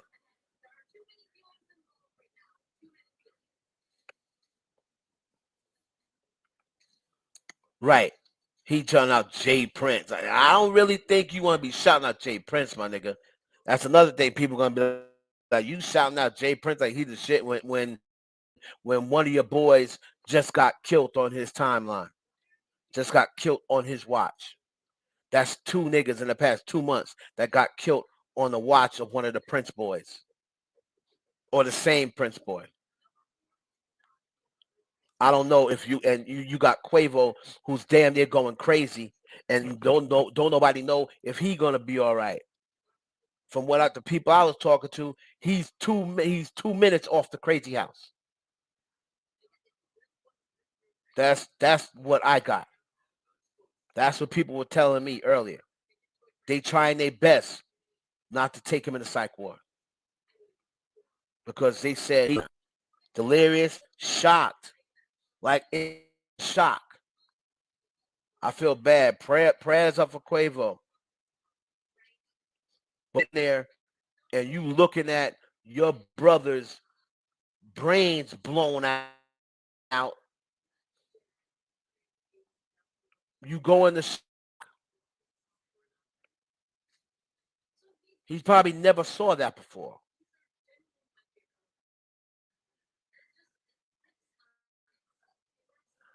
I think he unfollowed them, but then when he saw, and this is the thing I hate about these damn celebrities, they go and do something because they know that you're going to see it, but then, right? But then they want to go back and right. They want to go back and follow you back. Let me see something here. Somebody told me hit ESPN. Let me see. The Lakers win again tonight. Are we on a roll? Three in a row? Three in a row? Do I hit three in a row? Okay. Wow, we're getting our ass kicked by the damn Utah Jazz. That's not good. That's not good, my nigga. Okay, so have you heard anything about Offset? Offset, from what I heard, and I told y'all that when it first happened. From what I hear, Offset is with Quavo. From what I hear, Offset's with Quavo, but he's keeping it low key. He's not on. I might be with Offset. I didn't really hear that, but I hear that Offset is with Quavo and QC is with Quavo. That's what I heard. And they're trying to stay low key of Carbon. And I heard that from my boy down in Houston, he told me that QC down there and they are shaking shit up because they want to know how in the hell their artists went down there on Jay Prince's watch and how their artists went down there and they've been in Houston before and was around the people that told them to come down there. Now they're starting to look at everything and QC, them boys don't play around. I gotta do my dude is from Houston, and he was like, "Yo, these boys are down here shaking shit up, and they want some answers. You got Takeoff's mama down here crying, screaming and crying. She want to know what happened to her son. How did this happen to her son? Was her son starting trouble? Her son is laid back. Her son is saying that's what he said. She was saying, my son is quiet. He don't bother anybody. What happened? Why did my son? She wants answers. QC is down there saying, answer. What happened? We see you on camera walking away, my nigga. What's that about? Was that not you? It looks like you. I would hate to think that this is you, that you just walked right past Takeoff's dying body and didn't turn and say nothing after it was you who said, come down here. We got you.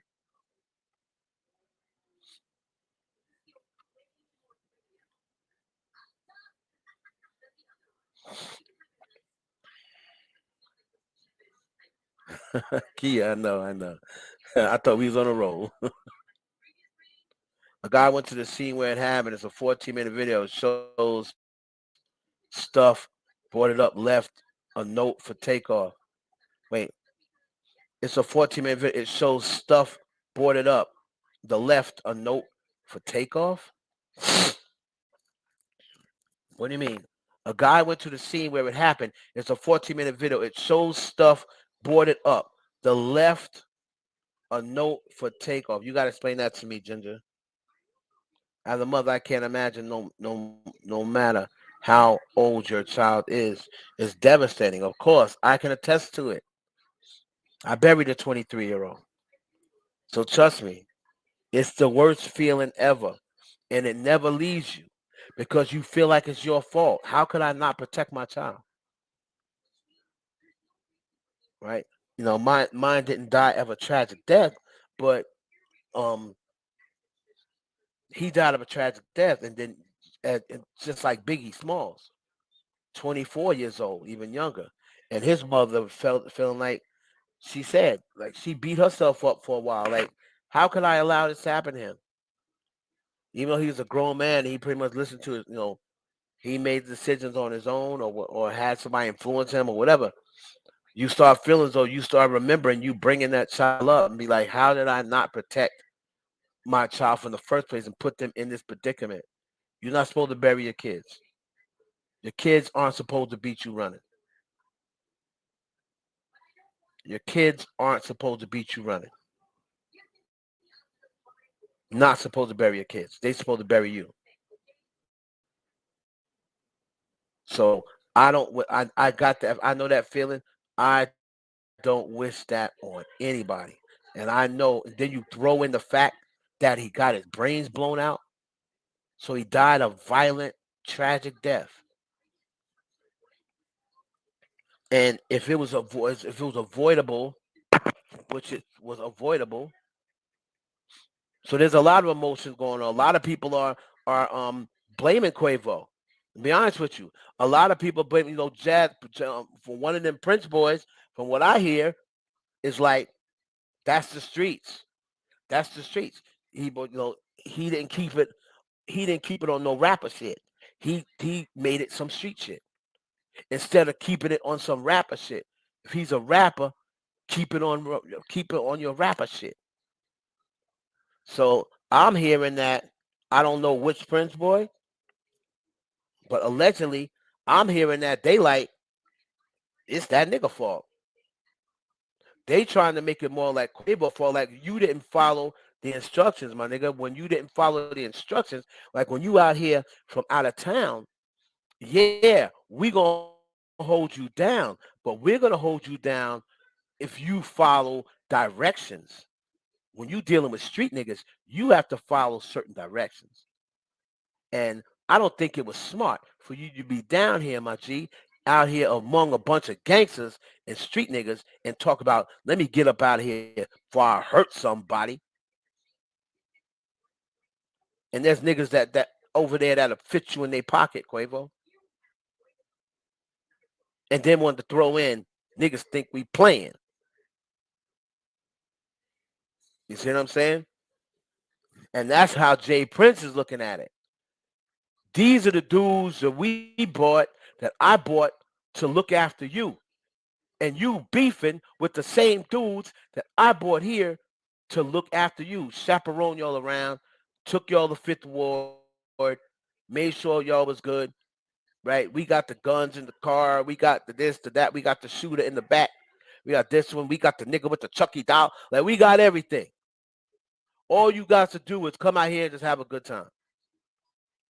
We got you. You ain't gotta worry about none of that. Ain't nothing gonna happen to you, my nigga. Keep your jewels out. Ain't nothing gonna happen to you, my nigga. But then when Quavo got down there and started losing his money and realized that these niggas really ain't friends like with you like that, they gonna take your money. Like Quavo thought that, I'm the guy from out of town. I'm the homie. They niggas ain't gonna do me like that. They not really gonna take my money. These niggas gonna let me win. Like I'm you know what I mean? I'm the hometown boy. I'm not the hometown boy. I'm not the homie. I'm the new kid on the block. I'm the visitor. These niggas, they gonna let me win. I'm Quavo from the Migos. They not gonna have me looking bad out here. But that's not the case, my G. That's not the case. You playing out here with wolves, right? You playing out here with wolves. You out here, you got dudes who is not up in that front row clique. You got them in the back hating. Like the dude that on the you know that had the yellow shirt on and the nigga they ain't first. You know what I mean, they're not first line niggas. These niggas in the cut, like they just shooters and stick up niggas and you poke this nigga if he come this way and this that another. They little petty cats. They not the ones getting the big bucks. You didn't see them riding in the car with Quavo. You didn't see that nigga with the Chucky doll, and you didn't see that nigga in the yellow hoodie. You seen him around the crap table or whatever, but you don't get the chance to be on gram riding around with the gun in the car where everybody can see us, all the bitches see us. That's in. You don't get a chance to do that because you're not on the front lines.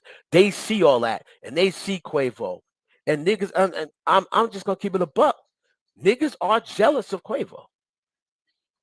Like I said, I've been in a room with Quavo. Niggas are jealous of Quavo.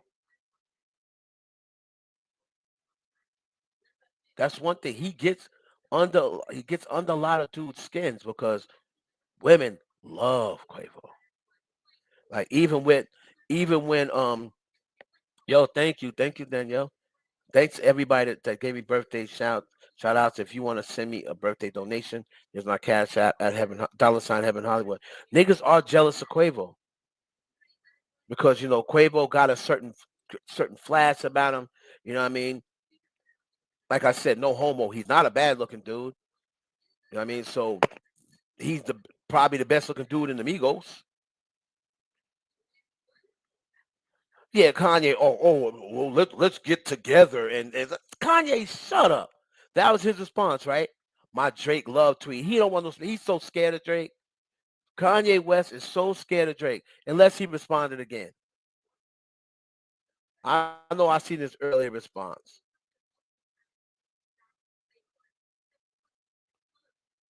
I'm telling you, when I first started hearing about the Migos, and I was talking to, and I'm not even gonna say who the person is. I'm not gonna put 'em on blast. But I was talking to a radio host. She's in New York. She's based out of New York, right? She's one of the main girls on shows in New York. She used to mess around with Quavo, low key. When the Migos was still new in the game or whatever, and she said she's a touch Quavo. She's like, well, he's the only cute one. So a lot of people thought Quavo's the only cute one. Offset didn't start getting attracted to people until they found out he was married to Cardi B. Until Cardi B made Offset attractive because women were not going crazy over Offset like that. They were going crazy over Quavo. And Takeoff, they women like, he's all right. He's kind of chubby, whatever.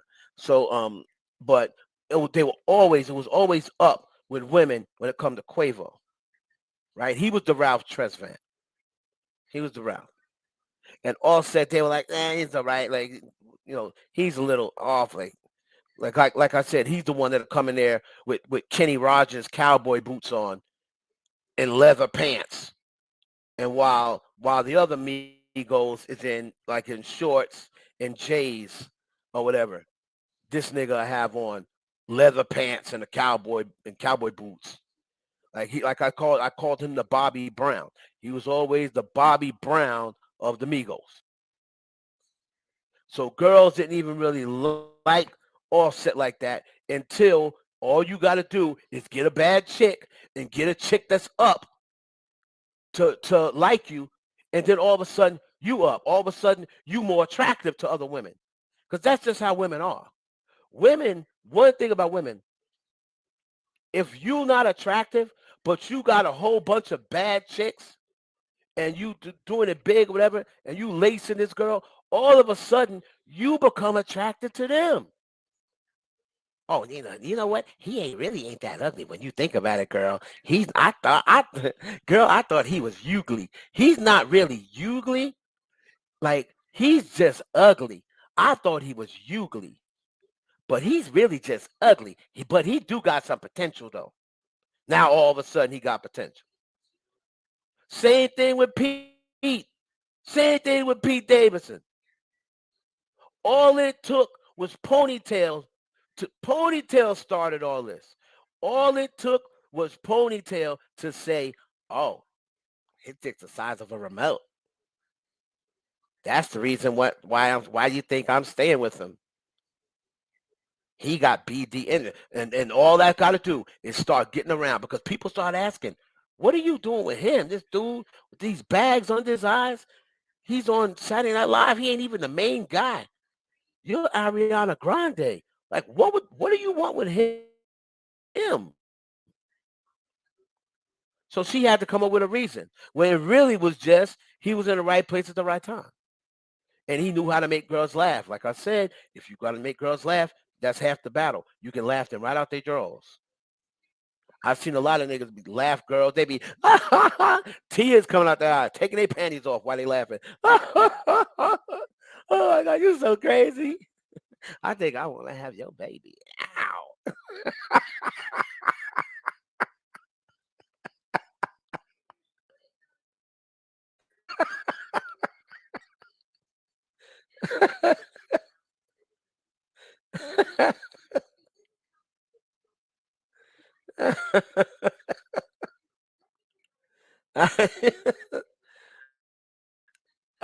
On here, I think if you click private chat, hold on, Ginger.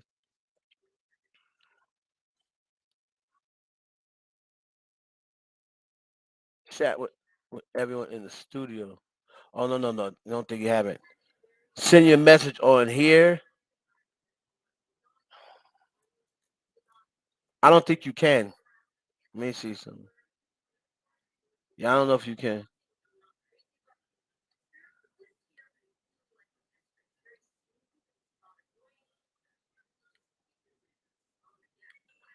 Hold on. Yeah, I'm telling you, man. The comedians be getting the girls, boy. Yo, what happened? It's like it just froze up.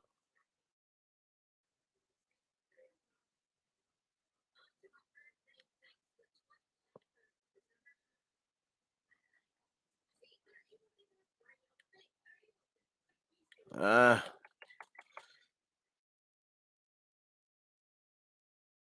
all right, let's go back to it.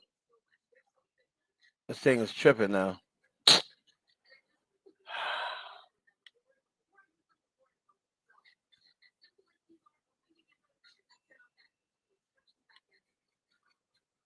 All right, sorry. I don't know how to do it. I don't know if you can do it.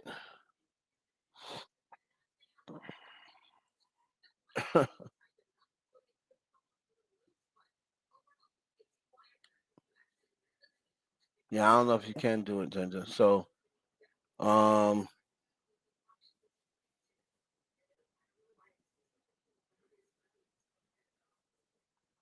I know, Keisha, you got to get the other videos too, girl.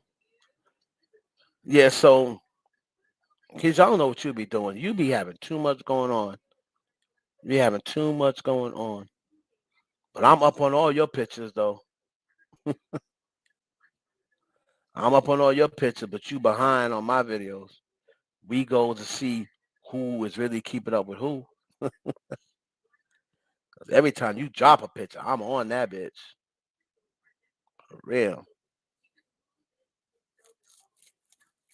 Cause you be coming in the game on some modeling shit.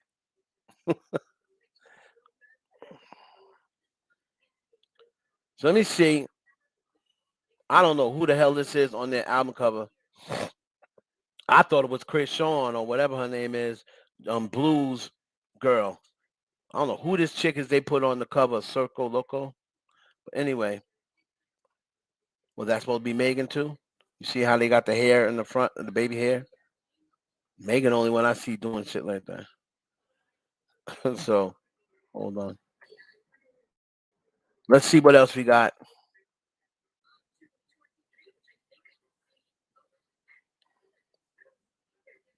Somebody asked me on Instagram is I don't know why they ain't asking here. Is Drake's on Nicki's next album? Yes, he is. Yes, he is. Production and he's got a song on there, at least one. But he's also got some production on there.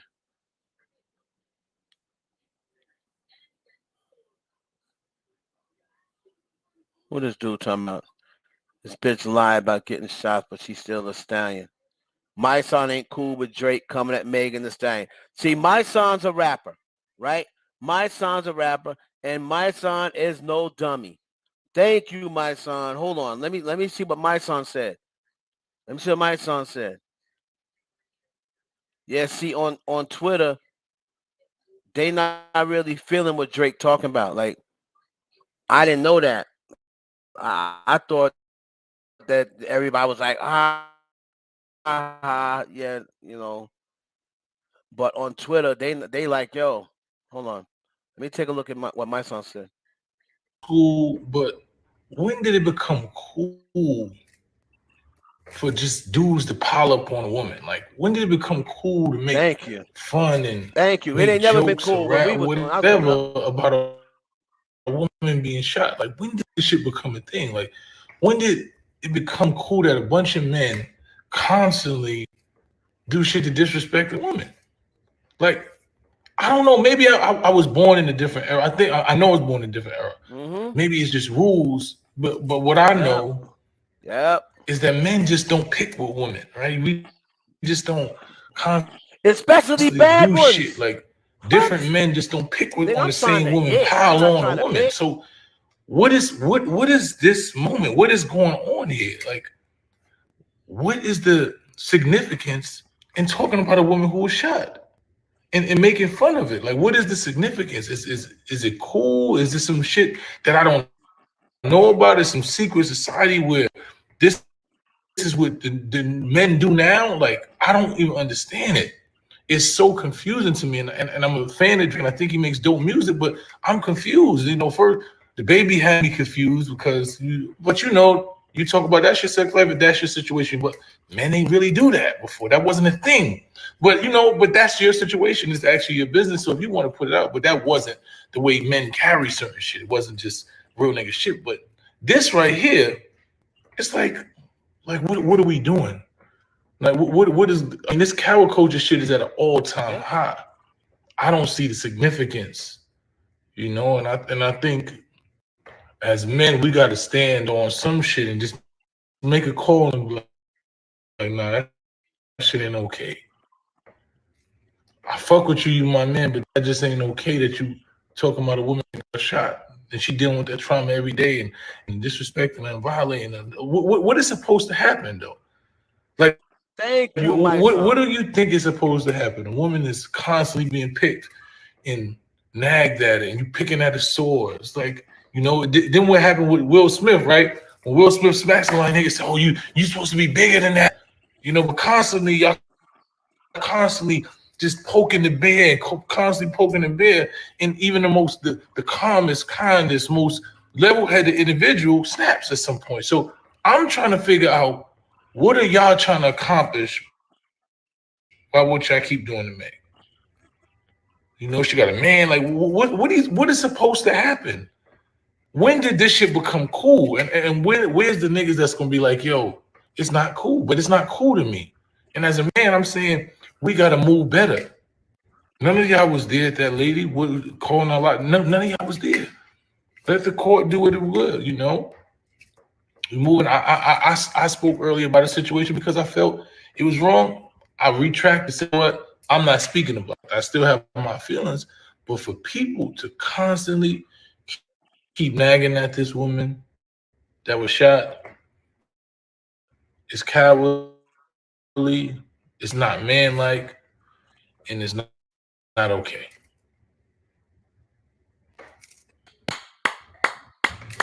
Hey, shout out to my son, the God. Shout out to my son, the God. Somebody had to call Drizzy out. You know all these stands ain't gonna do it. You know all these anti-Meg fans ain't gonna do it. I'm gonna. Somebody had to do it, man. Somebody had to do it. Shout out to my son, the God.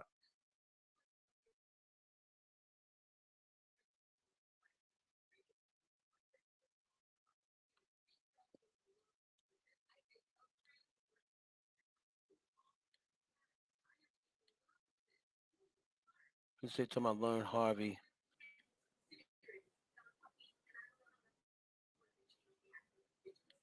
Hold on. Let me put that comment up, Kia.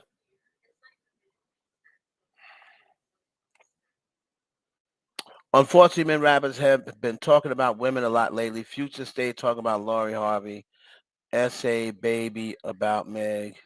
And NBA YoungBoy stayed talking about his baby mom. Um,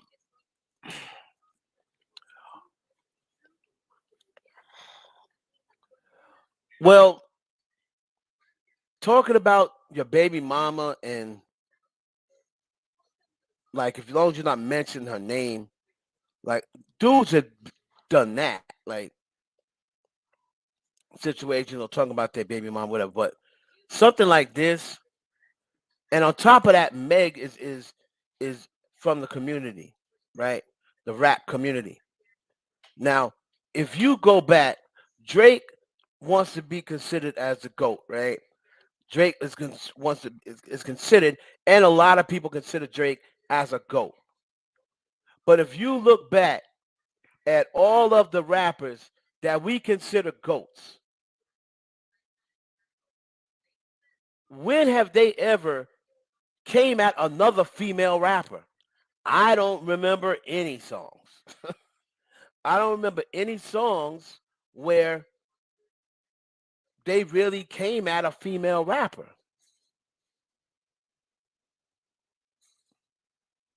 right? I can't remember any. I'm sure there was probably one or two, but you talk about, oh, I played my record, played the record, oh, it was trash. But it's like you're talking about that part. You're talking about, oh, she was supposed to graduate, so and so. Like, also have to remember, Megan is also in the rap game.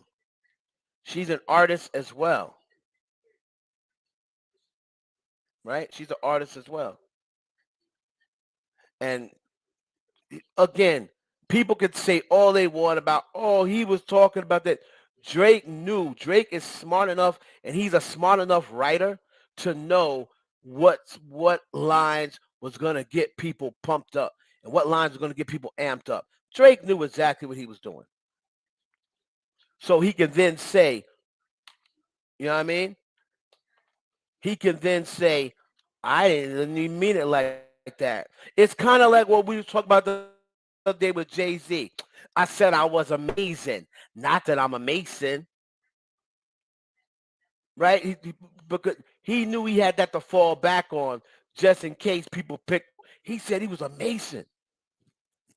Bitch, I said I was amazing. Not that I'm a Mason. It's a double entendre, right? It's wordplay.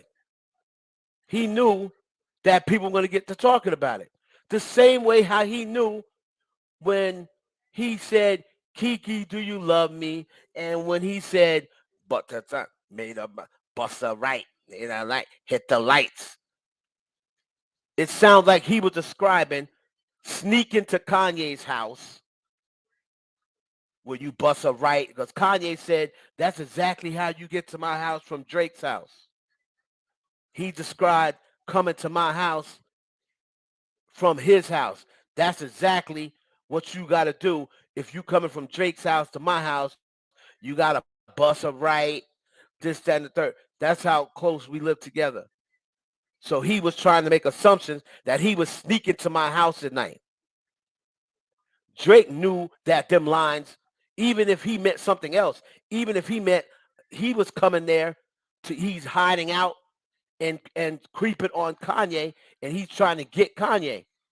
He knew that people were going to take that both ways. Like, oh man, he talking about the time. Oh shit, he did F Kim. Because that's the way you get to Kanye house. Drake knows what lines are going to get people tweaking. So regardless of what he meant, he knew that there were going to be some people that take it this way. Or else when Megan came out right away and said she was upset, then you throw in the fact he unfollowed Megan. People going to be like, well, he unfollowed Megan just out of nowhere. So when he unfollowed Megan and then you throw this in the fact, you're going to say, yeah, he probably talking about her because he unfollowed her, so he probably got an issue with her. And then it gets you prompt to say things like I see people saying here, oh, obviously somebody knows stuff that we don't know. But the thing, my thing is this: if they know something we don't know, why haven't the court dropped the case? If they know it, that means the court knows it. The only possible thing they could be taking is Tory Lane's word. Because these other rappers have not able to see no footage. I know y'all think that they got power to be, oh yeah, they seen all the footage. Joe Budden started that. They ain't seen no footage that ain't nobody else not seen. They have not seen any footage that the court have not seen. The only thing they probably did is probably talk to Tory. He said, yo, I swear, man. I swear, I'll look you right in your eyes and tell you right now. Yo, I didn't do it, man. I swear. I'll tell you what really happened. What really happened was blah, blah, blah, blah. Like, he could say that, and they'd be like, okay, I believe you. But they're not really hearing Meg's story, and they just see Megan, oh, she changed her story too much, so she got to be lying. You know? We have to wait and see. You shouldn't, and Drake shouldn't be installing himself. Nobody on nobody's side nobody shouldn't be saying, you know what, you shot a woman, so I'm not messing with you no more. If you were messing with Tory, you shouldn't be saying, oh, you shot a woman, I ain't messing with you no more. Because what if it turned out that he didn't shoot Meg?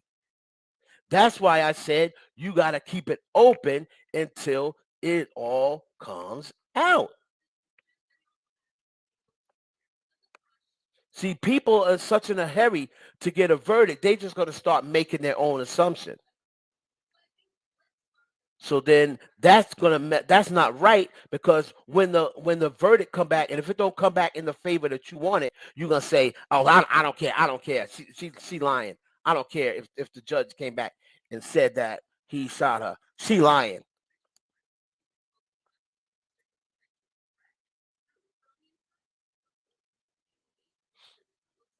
Oh no, I'm not talking about you, Day One. I didn't even really see your comment. Megan attorney was on TMZ today announcing the case. That's what it is. They have not, trust me, y'all. Trust me. I talk to the same type of industry niggas that Joe Button and niggas talk to. There ain't no way. Joe Button know people in Atlantic. I know people in Atlantic. I'm sure Joe knows more people than me because Joe is a rapper. So I'm sure Joe knows more people than me.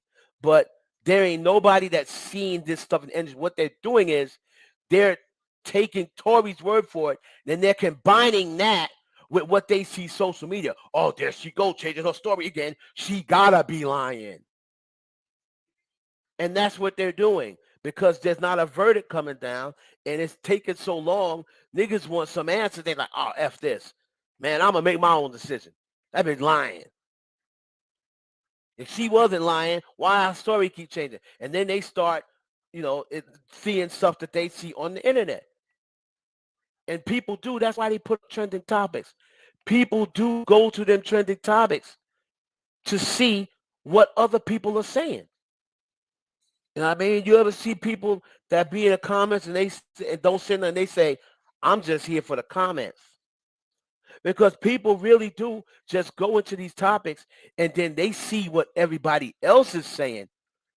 So then when they finally comment, they just going to regurgitate what they see and a lot of other people say. That's how social media works, unfortunately. A lot of people don't have their own mind on certain subjects. So when they comment on it, they're just really commenting and saying, "Oh, she changed her story like 20 times," knowing it don't even be 20, but that's what they see on social media. How'd she get shot and it didn't hit no bones and no tendons? That's impossible. Oh, she got shot in the foot and she was back twerking 2 weeks later. Like they're regurgitating stuff that they don't even know is true. They don't know whether it was really 2 weeks, whether it was 3 weeks, what have you. But that's what they see online, so that's what they start spilling out. That's where social media is not good. Just wait, like just wait and see what happens. You know what I'm saying? At this point, you got to say both of them right now. You either have to say both of them are innocent or both of them are guilty. At this moment, they're both telling the truth or they're both lying, and we're gonna find out who's lying less or who's telling the truth more when the court decided or whatever. But I'm not gonna make no decisions on Tory. I've never ever once said Tory did it. You will never find any footage. You won't find anything of me saying Tory did it. He shot that bitch. I've never said that from the jump. I said I was trying to predict what happened, and then I said, you know what? I'm not even gonna go through this. I'm just gonna wait. I'm just gonna wait. So when December rolls around, Kelsey's going to be coming back into court. The prosecution's calling her as a witness. If Kelsey gets on that stage and says, Tory shot Megan, it's a wrap. It's a wrap. If she gets on there and then they cross-examine her and they can't prove, they can't put into doubt that she's lying, that she shot Megan, or the gun just went off, or this, that, and the third, so that's why, and then Megan has the advantage because she's not a plaintiff or a defendant, and they're going as far as the what you go goes. If I was Megan, I wouldn't testify. I wouldn't testify. I'd say it's too traumatizing. It's too. I'm too nervous.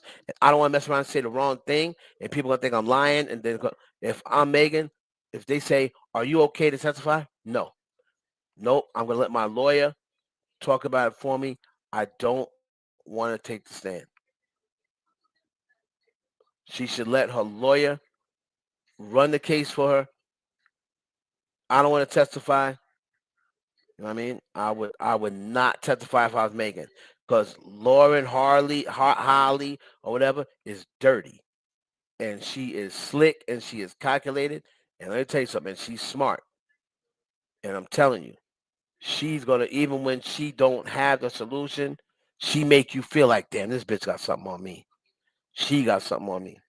She was a lawyer for the Kardashians. Let me tell you something. She's slick. You see how she finessing Tory out of all that money?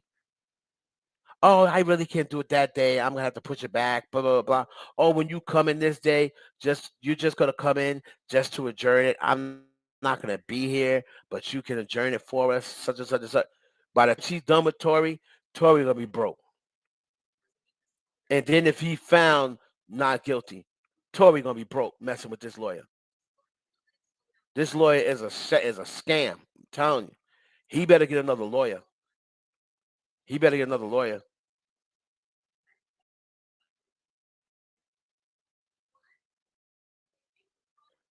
Megan receiving all the backlash because the industry followers, the people in the industry follow social media like everybody else.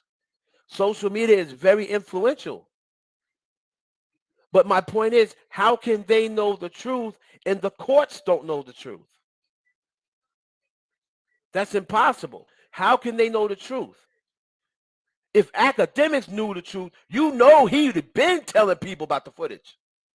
He telling people every time he find out something about about the case, he go and put it on blast. So if academics knew that there was a video out there, he would be saying, "I seen the video." That's not him. All you got to know is he has never made that comment. I've seen the surveillance video. People have, I believe, have made their decision, but I don't see as any possible way that because if the truth was already decided, why haven't they dropped the case and say, you know what, nah, we don't got enough to convict him. We don't got enough to convict him. We're gonna lose this case, so we better get out while we're ahead. Every time you talk to him, what did Megan's lawyer say today? Did they say they thinking about dropping the case?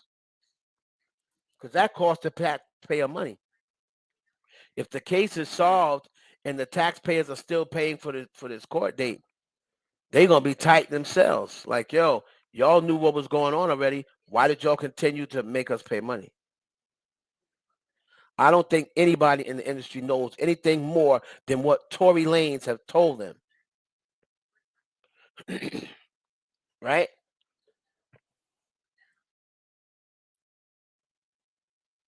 Because and look at it this way: who's Megan's management? Rock Nation. Rock Nation is the biggest management in sport. I'm sure that there's people that under Rock Nation that is unfollow Megan, right? Or there's people like Rihanna is under Rock Nation. So when she unfollows, he'll say, "Oh, Rihanna must know what happened." If Rock Nation is her management company and they know that um everybody knows what happened. They know that Tory didn't shoot Megan or whatever. Trust me, Jay-Z would have already found a way to get to the DA's office and told him, you know what, forget it, just drop the case. Just drop the case. We don't want to face no more embarrassment. I don't need Megan to face no more embarrassment. They're gonna think she's a liar. Just say that there wasn't enough evidence found. Not saying that Megan's a liar, but there just wasn't enough evidence found. There's evidence missing from the doctor. If we would have had that evidence, it would have been a different story. But it was definitely there because they wrote it down that they pulled out bullet fragments from a foot, but just a freak accident. They lost it. Hey, it happens. It's been a long time. They lost it. But I truly believe that if we had them bullet fragments, we believe happened. That's how they're gonna rock it. I'm telling you. I'm telling you. When it's all said and done, they're gonna say there's not enough evidence to convict Tory Lanez, and then everyone will come out and make a statement, and they're gonna say it's not that Megan Thee Stallion was lying, that Miss Pete was lying. We truly believe that she got shot because the medical report says they pulled bullet fragments out of her foot. They just happened to lose the evidence. So if they lost the evidence, we can't convict them. That's exactly what's going to happen. I'm telling you. So that way, it don't look like Megan was lying, and Tory don't got to do jail time for the shot. But Tory's going to do jail time for the gun. He's probably not even going to do a year, but for the gun, Tory's going to do time. That's my prediction. My prediction is he's going to do time regardless. I just don't think he's going to do time for the shooting. I think he's going to do time for the illegal concealed weapon, blah blah blah. I think that's what he's going to do time for. But I don't think he's going to do time for the shooting. What up? What up? You see?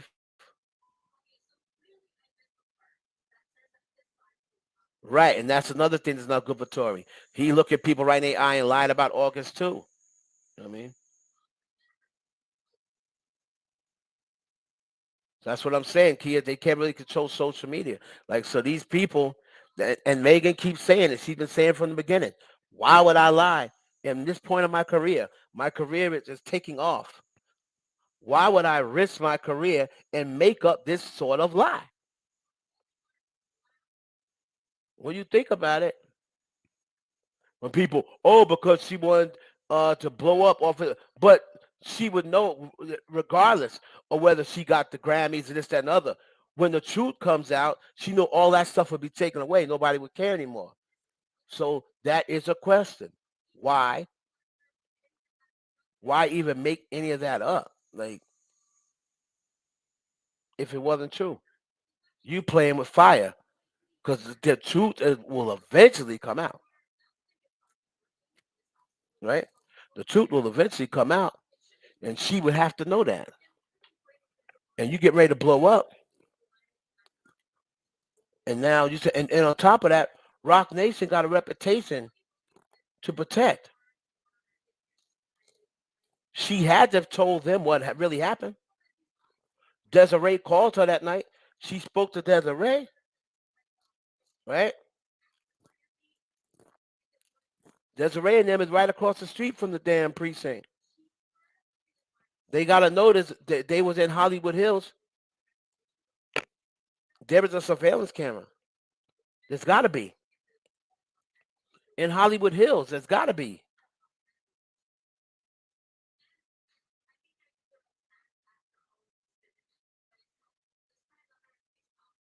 It's got to be.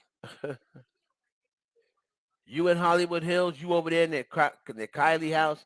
Everybody's house got everybody's houses out there got surveillance footage, right? They gonna talk. They talking to all them people out there. Give me that tape. Give me the tape from that day. All the stores or whatever it's around there. It was a neighborhood area. So probably no stores, none. But they go into the back of any stores. How far does your camera go? Does your camera go over here to this block? Whatever. All right, let's see it. You know, that's the Cash App for y'all. At Heaven Hollywood for any donation. Let's see. I'm buffering.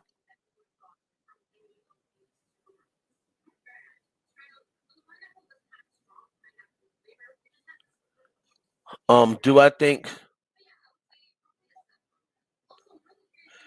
Can y'all hear me? Put a one up if y'all can hear me clearly. Put up a one. Okay, I'm looking. I'm looking. Sorry, guys. I don't know why I'm buffering. Can y'all hear me? I don't know why I'm buffering.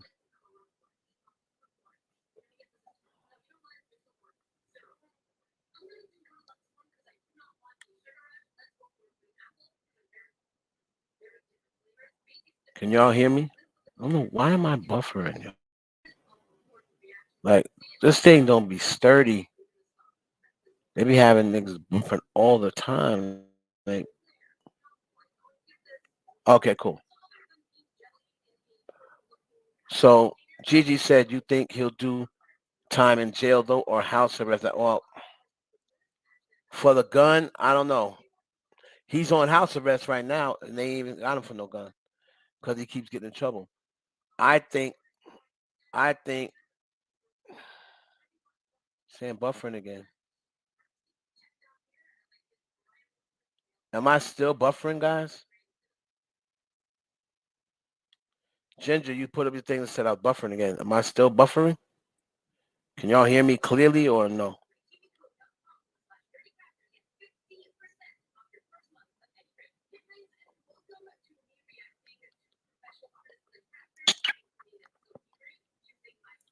Mm.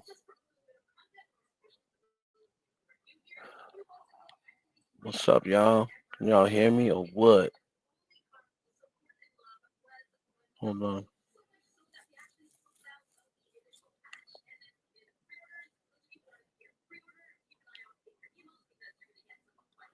Okay, cool. Gigi, I don't know what's going on with you, babe. Oh, check what messages? Well, you want to check my DMs? Hold on.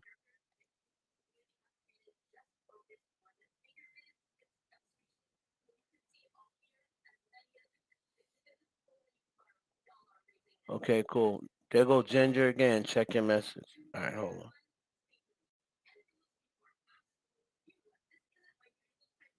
Yes. Say.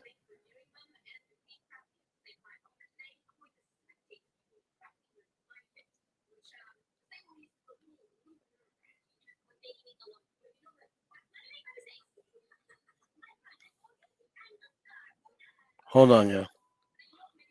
My baby Shay is texting me and she sent me some stuff.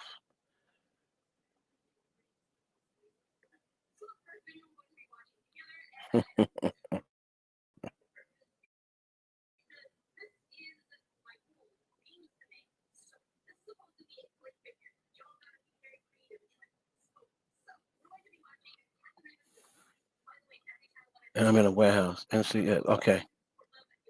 All right. So Ginger, is your name Ginger on this one? Hold on.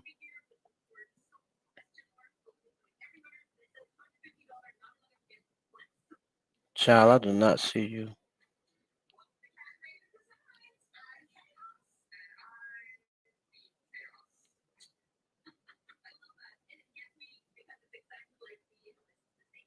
What? I don't see you. I sent it. I sent it on friend Instagram message page. I sent it in on a friend Instagram message page. You have to tell me what you have to tell me what I'm looking for. I got so many damn DMs and I don't really know what's the name of the page you sent it on, boo.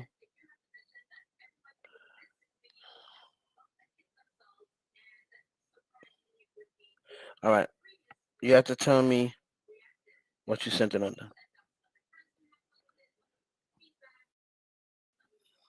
So you believe that Tory hey man, I've seen some people say they believe it, and of course some people don't believe it.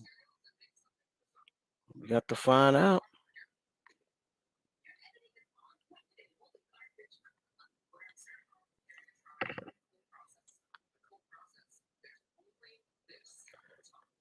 Hmm.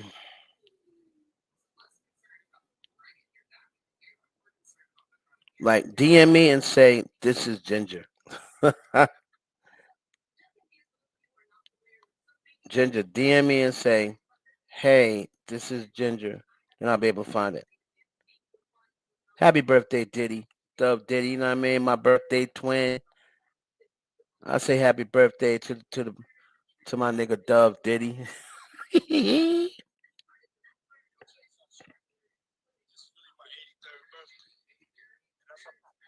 Okay, Diddy.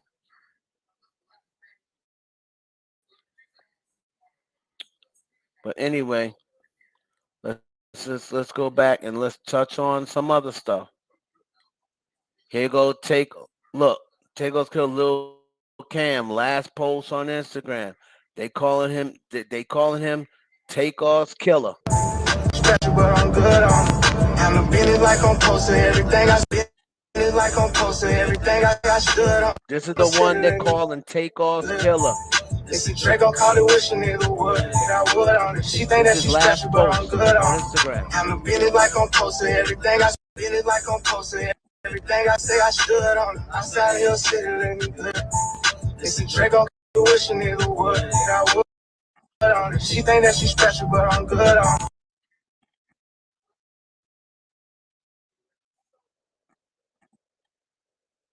Well, ladies, there's your ladies and gentlemen, there is your alleged is Lil Cam. The streets are officially talking. Shout out to the Vote Uncut. The streets are officially talking. I've been getting the people that came forward show me 100% proof they were the first hand, but I can't expose their identities. They told me Quavo was arguing with Jay Prince Jr. He shrugged Jay Prince Jr. off and walked away, said, let's go before I hurt somebody. So he was talking to Jay Prince Jr., according to this report. Immediately after takeoff was following behind the entourage to leave, and Yellow Hoodie, who he is one of Jay Prince Jr.'s hitters. Yellow Hoodie, who goes by the name of Lil Cam, grabbed Takeoff and shot him in the head and then tried to use his body as a shield when Takeoff began to fall. Remember, the messages said first shot, Takeoff dropped. That's when Quavo's manager pulled out his gun. It was not a stray bullet.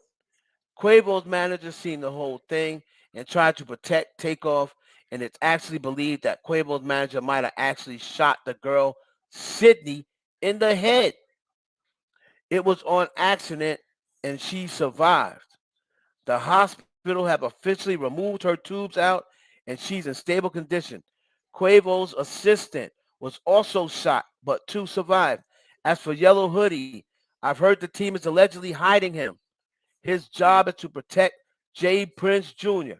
My source said as of yesterday, the entire Jay Prince Jr. team is shook right now. Since all the evidence is out, everyone is talking and telling how this all started because of him. And they are now receiving many threats from Takeoff's family and associates. However, the father, Jay Prince Sr., and Josh Prince has nothing to do with it. And Jay Prince Sr. has made it clear in his cryptic caption, they both were not there when the shooting or argument occurred. Also, police know Yellow Hoodie did it, but they're playing it safe until they catch him. Everybody knows and is telling exactly what went down. Swipe for all the evidence. It's about to get ugly outside. Reality is officially setting in for Takeoff's people, and they're devastated. Shout out to the Vault Uncut. Woo! Good God.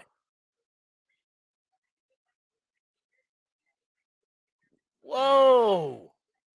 The Vault Uncut is out here spilling. And they don't even got the most followers. You see, you don't need to have the most followers. You just need to know the right people and know how to get information and find information. You don't see the Shade Room posting that. You don't see Jason Hollywood Unlocked posting that. You don't even see Fee posting it. Even though I think Fee and this girl got something. I think Fee and this girl's in cahoots. I think. Because they're very similar. They're very similar.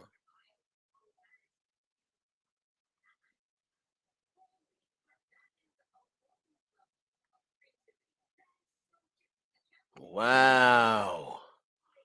Wow, wow, wow, wow, wow. Wow. So the first shot wasn't in the torso, but that's what it looked like to me, though.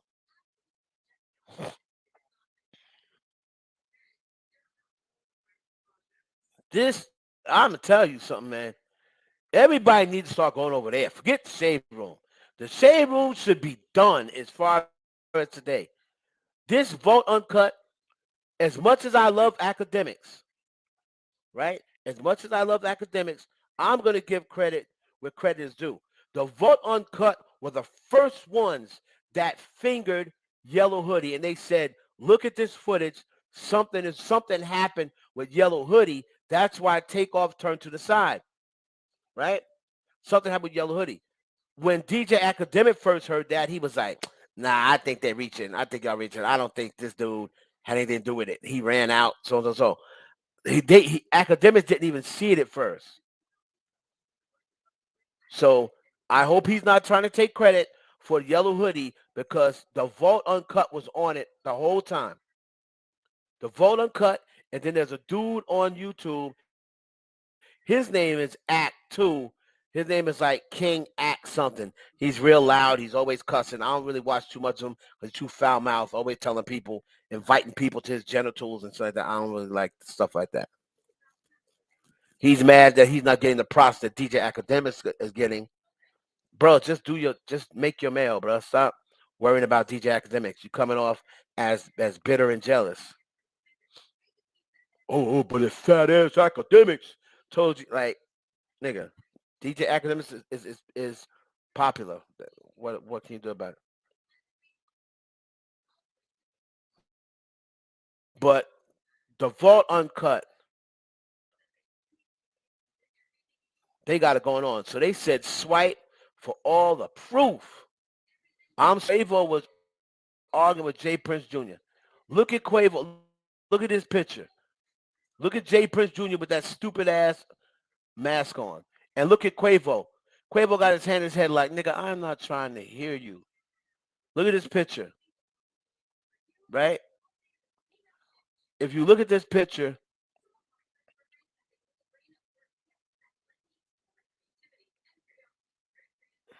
if you look at this picture, Quavo is looking like, nigga, I ain't trying to hear nothing you saying. Know what I mean? You out saying nothing. Let me try to make the picture bigger. You not saying nothing I want to hear, nigga. Nothing.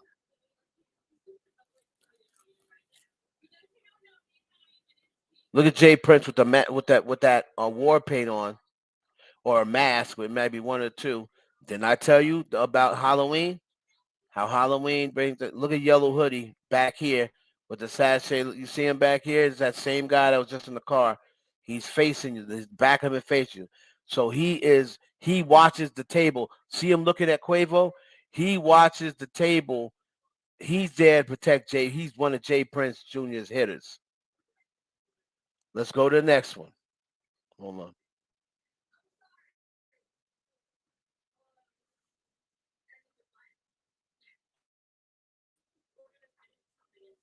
Listen and slow to speak.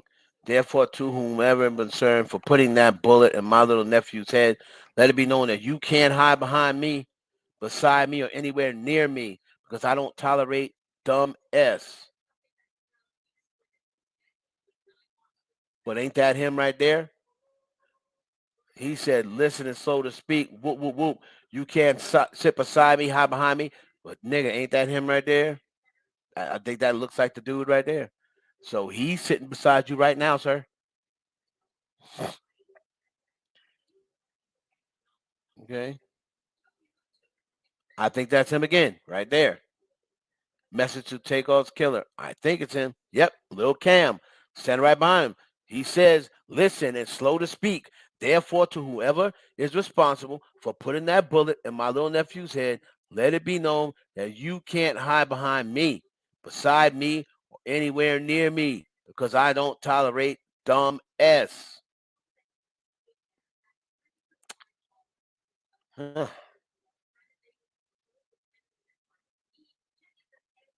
This is the hot girl, Sydney. This is the girl, Sydney, who was also shot in the head but survived. So I think this is the girl that said, if you listen to the footage, I think this is the girl that said, "Oh hell no." Mm, damn. Forget being shot. And then look at that. Look at the outline of that anus. She looked like she packing a little something back there. My mind's always gonna go to where men's mind go to first when you see a woman in a little shortcut dress. To the gutter. Nicki. Lil Cam is the shittest insta name. Wow, what a sad name. Dolly. Dolly, you worry about the wrong shit. All right, let's see. Let's go on. Nice little frame you got there, gal. What's her name? Sydney. This video make it turn graphic right now. I don't know if I'm gonna click on this because this is probably I'm not gonna click on that because that's probably him laying there with the blood. Woo woo woo. This showing here doesn't show him shooting him in the head. This looks like he pulled the gun out. Maybe that's why Takeoff was like, "What you doing?" Pulled the gun out. It seemed like he shot him in the torso because the first shot headshot was, you know what I mean, was muffled.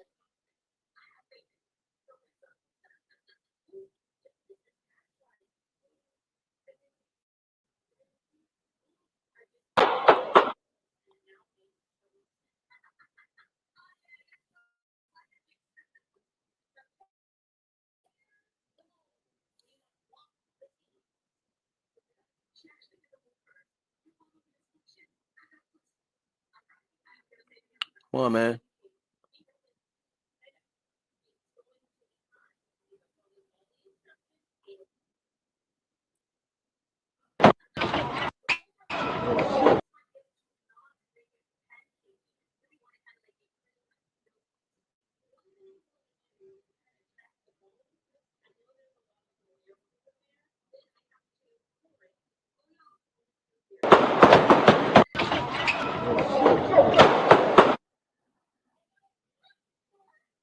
Hmm.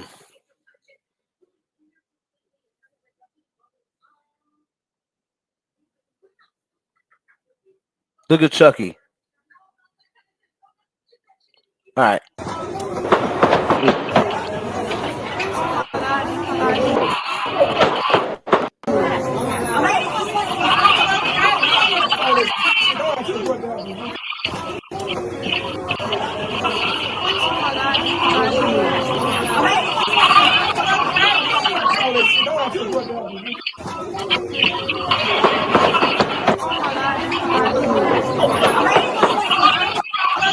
Look at him.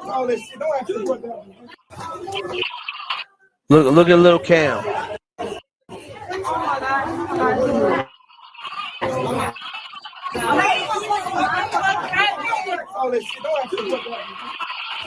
All right. He don't want nobody to ask him what happened.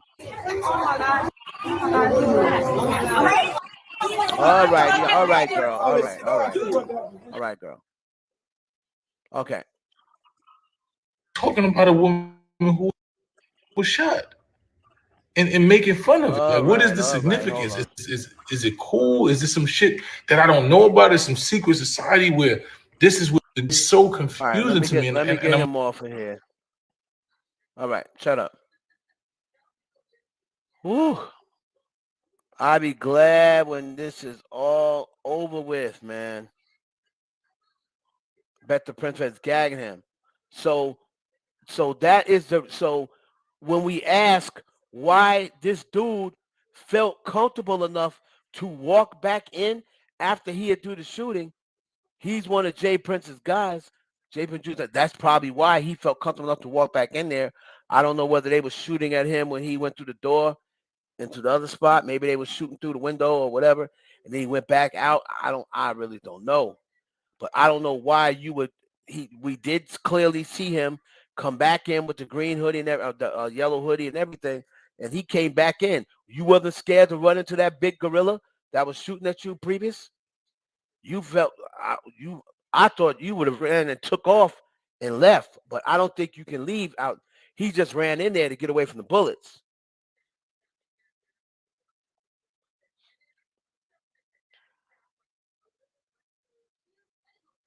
Wow. Oh man, I've had enough of this whole takeoff thing. Um, I just wish um, peace for the brother, and y'all feel bad. You definitely feel bad about this one. Before you feel too bad, the Cash App is $ at Heaven Hollywood for broke birthday donations. I thank y'all for joining me, and shout out again. If you are not following the Vault Uncut, from now, I'm not going to. I'll give y'all some game. Don't join the uh the little one where they make you pay per T. It's not like a membership and then you can join because they eventually put it on their regular channel anyway. I'm generally curious. So anything in line with Jewish people beliefs is considered anti-Semitic. Leave them Jewish folks alone. Leave them Jewish folks alone. Vault Uncut. You got a good thing going here.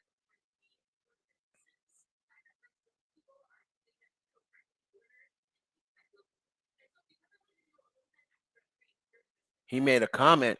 Yellow Hoodie, aka Lil Cam, makes a statement.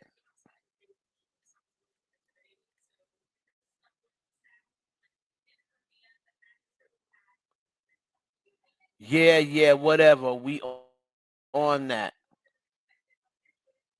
Whoa. Whoa, hold on. Look at this. Whoa, look at this. So this dude has the stark staring nerve. This dude had the stark staring nerve. Oh, thank you, Ginger. He said, yeah, whatever. We on that. Wow. This nigga needs to be. Somebody got to get this dangerous nigga off the street. This dude belongs in a cage. I'm sorry. I know he's somebody's son. He might be somebody's baby daddy. He might be somebody's husband. This gorilla belongs in a cage. Lock this nigga away. He is a dangerous man. He's a dangerous man. Look at this. This is him. Lil Cam. Let me make it big for you. Let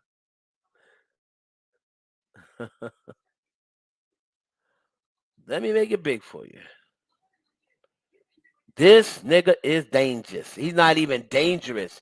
Dangerous. Thank you, Kia. Thank you. You already know.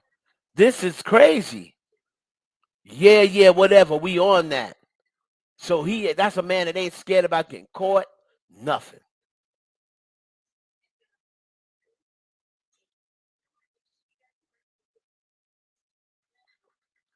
These niggas better handle this right away. This better handle this right away. Y'all hiding this nigga. Jay Prince Jr. You oh man. Atlanta, y'all tough enough? Who y'all got in Atlanta?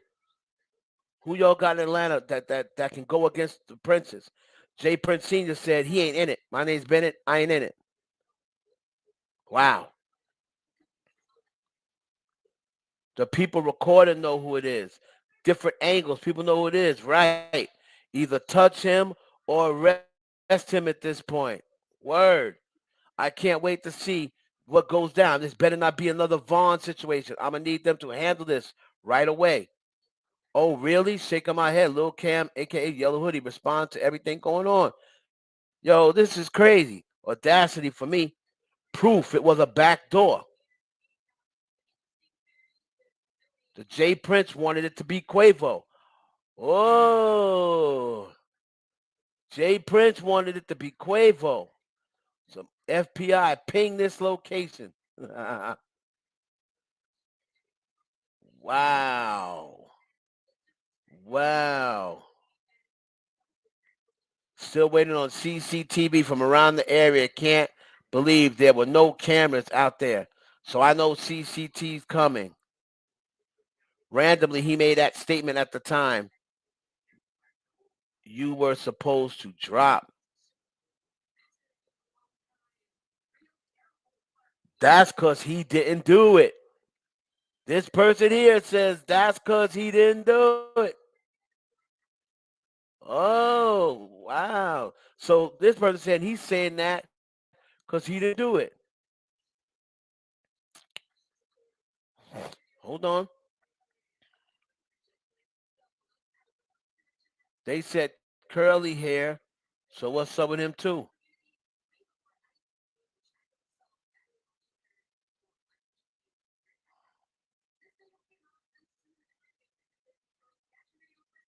Somebody said, are you stupid? You can't be delusional. You will see when the video comes out from the venue. You can clearly see Buddy in the yellow hoodie press his gun against Takeoff and shoot once. Then Takeoff homie began to shoot back. Damn, lady, open your eyes.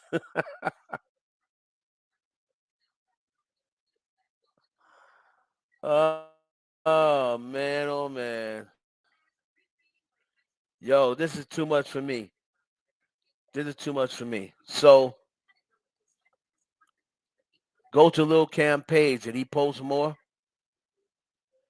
Gigi be, her thoughts be out there. Gigi don't pull no punches.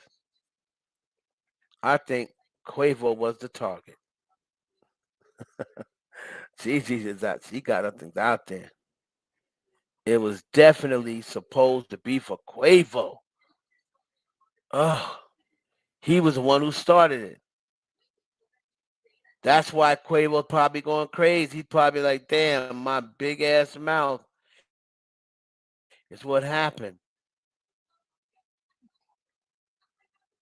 Many of y'all act like he's supposed to be scared or something. The guy obviously ain't nothing sweet to allegedly kill someone in front of all the people, no mask, in the middle of downtown. I might just be one of those hitters, which I'm sure he is. What's shocking to us is just another day to him.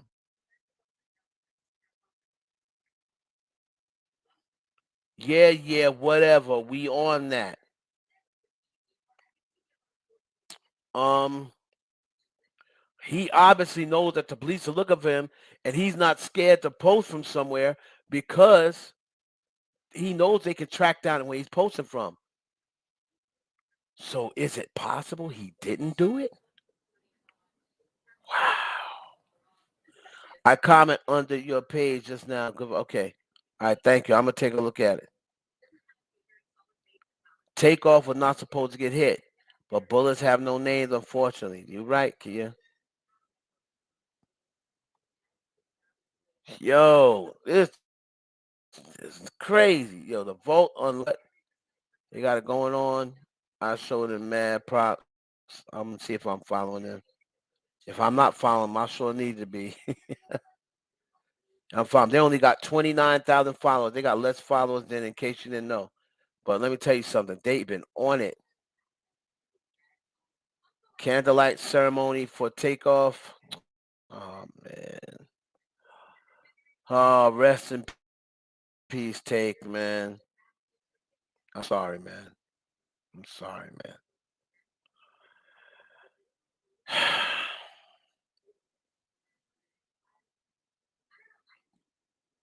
Feeling like I'm posting everything I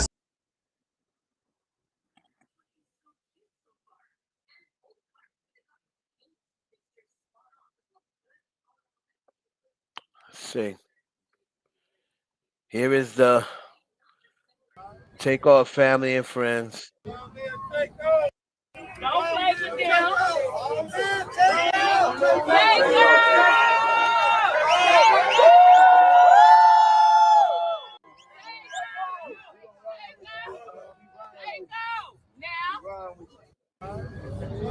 Take Don't play with them.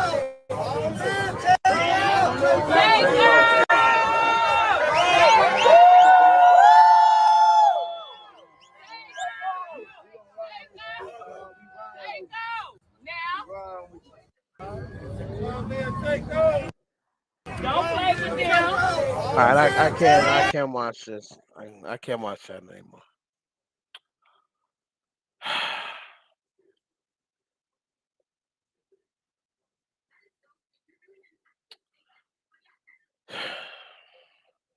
Wow.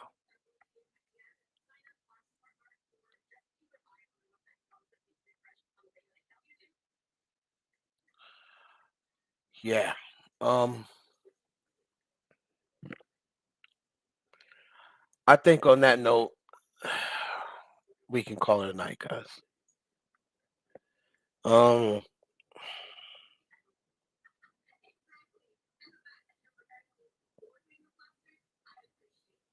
Remember, if you want to do a birthday donation, Cash App is at Heaven Hollywood. That just took my whole spirit and demeanor, just like that.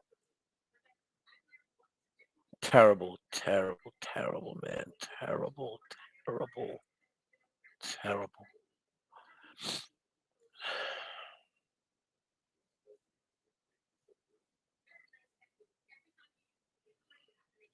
Senseless, terrible act, man. Evil, evil, senseless, terrible, disgusting act, man. And this dude is still on the internet playing.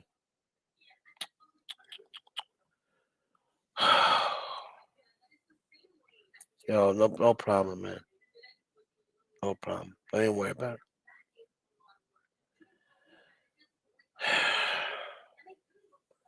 All right, y'all. We're gonna be back at him tomorrow. I thank everybody for celebrating my birthday with me. We had a real good night until then, until what I just seen, and it's just bad, man. It's just so bad. Not taking anything away from all of the other young black brothers and sisters we lost, you know, from the rap community, and but I can't lie, man. This one's hitting harder than I thought. I don't know Takeoff. I've never met him. I've never seen him in person. But this hurts, man.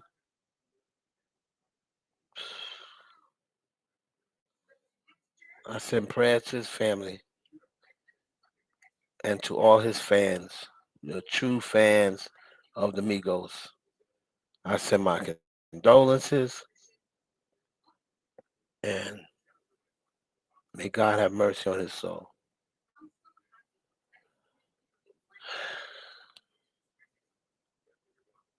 We once had a song called Stop the Violence.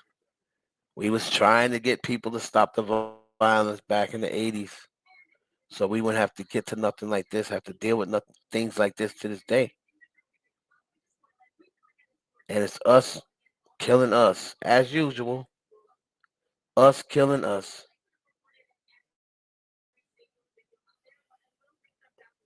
I seen a Ku Klux Klan member on live, and he said, we don't even have to kill blacks anymore. Blacks are doing our job for us. We don't even have to do any dirty work anymore. We used to have to go out and kill N-words on our own.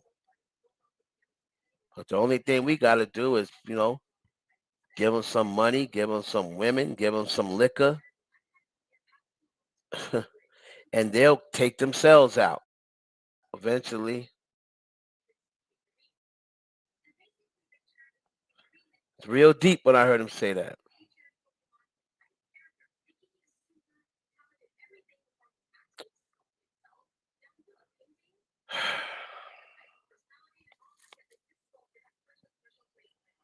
You know, but yet and still, we always calling for violence. We always laughing at violence. You see what I mean about arguing and saying reckless things? This was an argument. This started as just this started as everybody was cool. right? Everybody was cool. Then it turned into a little bit of animosity. Then it turned into someone lost money. Then it turned into an argument. It starts with arguments. This is why I say, even when I'm talking about the women, and I say, everybody, oh, please, ain't no woman stuff gonna get to that. I'm telling you, man, we living in different times. It's spiritual warfare. The ante is amped up. We're living in different times. This is not the 90s. This is not the early 2000s. These girls are getting younger and younger, just like these dudes are getting younger and younger. And you see they popping people, and they not even caring. They're not even caring. You go out there and one of these, you know, you arguing with somebody, or one of these girls arguing with a fan base, and you run up against some 20-year-old girl who don't give a f, some girl with mental illness or ain't giving a f, don't go to school no more, cutting school, and all she want to do is play her favorite artist, and people run off at the mouth, and then she'll come out and say, "Bitch, shut up!" Wah, wah, bah, bah, bah. Telling you, man, stop the violence and stop all the fuck shit, man. Just get money. That's it. Get money. Don't worry about the next bitch. Don't worry about the next nigga. Get your dough. That's it. I don't understand why it's so hard to do that. Don't be hating on the next motherfucker.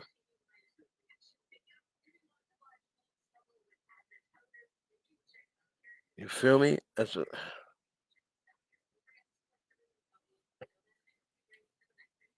the whole, even the whole thing with the whole Jewish thing or whatever. Like, dude, you barking up a tree that you really shouldn't want to bark up. Don't that shit that you be talking about with Jewish people, they, like you said, they run everything. So what would happen? It would make them way more easy to kill your ass. The Jewish don't be playing that stuff, man. I don't want, I say this stuff to my black people when I say that people, people say, oh, you just want to just comply and do whatever they say. Listen, my nigga, I want to see you living a long, healthy life. I don't want to see you broke at 25, broke at was a millionaire. Now you're broke at 30. Nobody mess with you, or even worse, a hate crime get called on you because one of your people, one of black people said it, and you're black. You probably agree with them. I can't get to him, so I'm gonna take you out. That's how it usually happens. Then we'll be doing this all over again. Oh my God, they were innocent bystander. All they did was go to a Kanye West rally, or all they did was go see Kyrie Irving play. They had a Kyrie Irving jersey on. They didn't deserve none of this. But when you start throwing in hate speech and stuff like that to other organizations, it's up. That's what I mean by drink your water and mind your business. Mind your damn business, man. Leave them damn Jews alone. They not bothering you. You want to find out history? You want to find out something about your people? Go find it out on your own for your own knowledge, right? For your own knowledge. But the bottom line is, if you can't do nothing about it, if you can't change the situation, and this is a situation that talking, right, it's not going to change, bruh. This takes years. This takes years of systematic, you know, um, systematic unity. This takes years of unity that black people do not have. When have we ever been unified? This should have started years ago. If we would have started talking about this years ago, if we had everybody on the same page in the 90s, maybe by now something would have changed. But it's 2022. These niggas been running shit for 50, 60, 70 years. You're not going to come here and take Kanye West, one person. He's not the one that's going to make people start listening. people think that yeah, Kanye's influential, but he's also very wishy-washy. And black people hear him say George Bush don't care about black people to defending Donald Trump, a person who showed he didn't care about black people. So Kanye very wishy-washy. He's not going to get the majority of people listening and rooting for him because he's too unpredictable. He'll say something that sounds like he'll say George Bush don't care about black people one moment, and then the next moment he'd say, "Oh, I compare myself to the straight white male." You know what I mean? Or Emmett Till. You still alive, my nigga. You still walk around breathing. You got $400 million so far to your net worth. You're gonna compare yourself to Emmett Till and George Floyd when we know both of them. What happened to both of them? And that's how you're gonna compare yourself. Oh, I know what they're going through because what I'm going through now, I'm not a billionaire anymore. So I know what George Floyd is going through with a knee on his neck. What?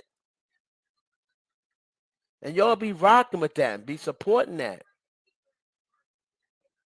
Just listen to what he's saying. How do you support that? You know?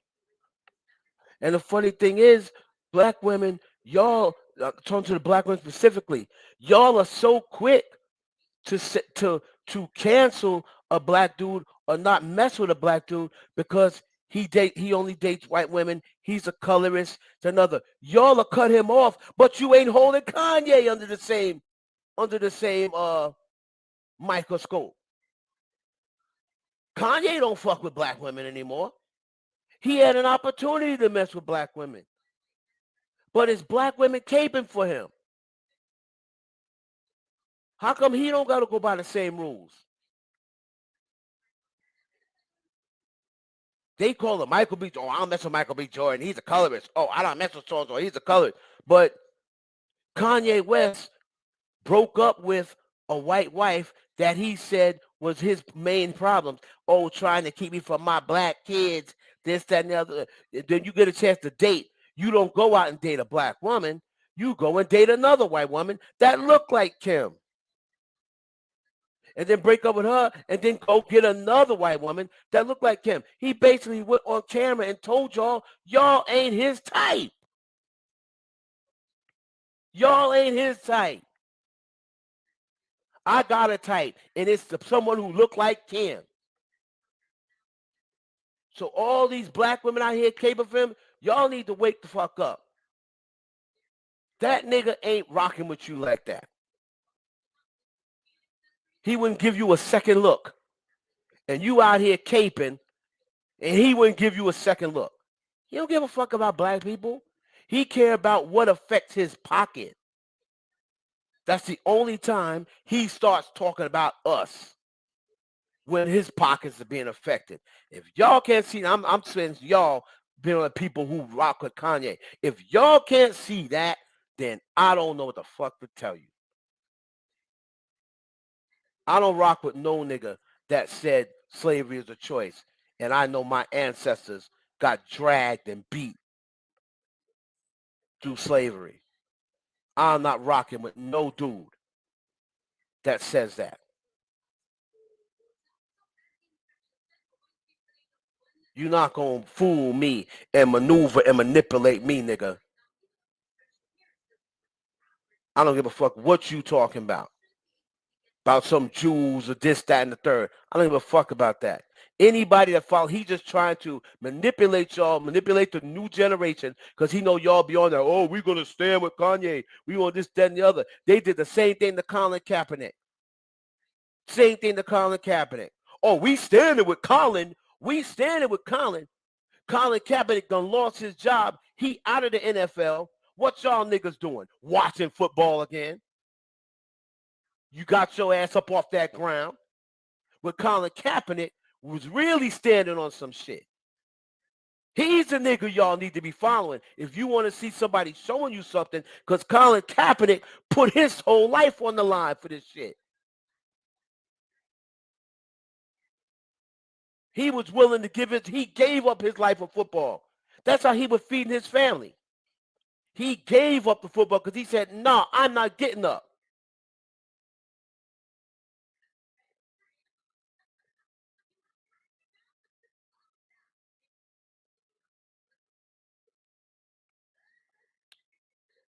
I'm not getting up. Saying slavery is a choice is bashing your race. Saying that his type is Kim Kardashian, that is bashing his race. You said you don't care, just as long as he don't bash black. That is bashing black women. When he said Harriet Tubman was a fraud, Harriet Tubman was a black woman. That is bashing black women.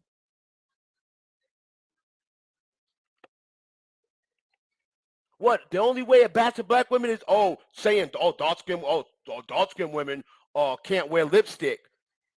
Would you rather somebody say that or somebody say slavery is a choice and Harriet Tubman's a fraud?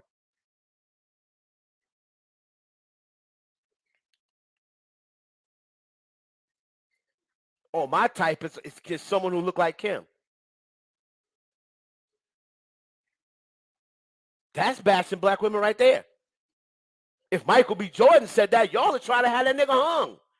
Imagine if Michael B. Jordan came out and said, my type is somebody who look like Kim Kardashian. Y'all would try to hang this dude.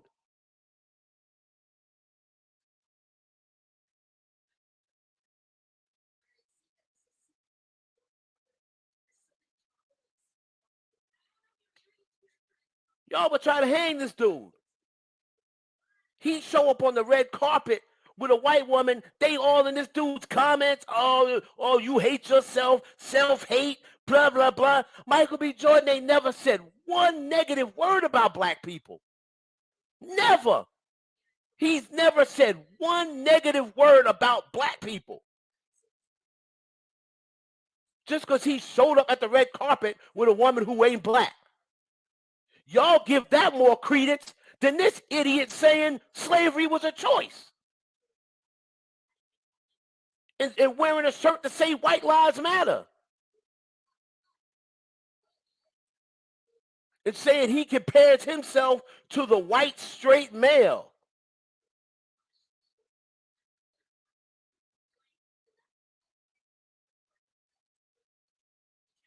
You gonna tell me that y'all treat Michael B. Jordan and ASAP Rocky worse than y'all treat Kanye?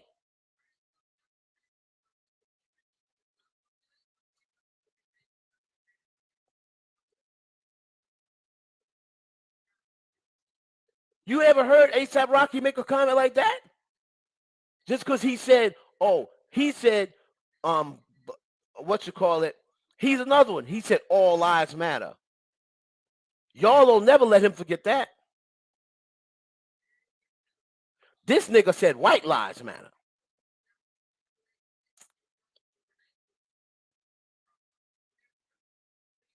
But at least ASAP Rocky's with a black woman now. Kanye West, even after all that stuff he went through, where he said Kim was this bad person. Oh, I was in a sunken place. Oh, Kris Jenner's a white supremacist. Oh, Kim is trying to get my daughter they try to get my daughter in porn. They trying to kidnap my black kids. They trying to take my black kids. All of that. They were all of that. And when you left her, you went right to another white chick. And then another one after that. And then another one after that.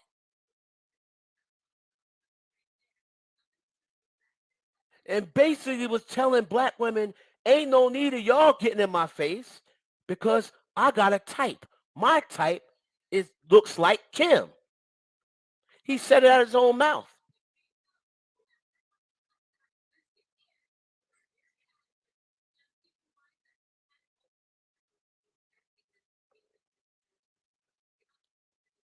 But everybody think that this dude is so woke. What he's doing, this going to help us.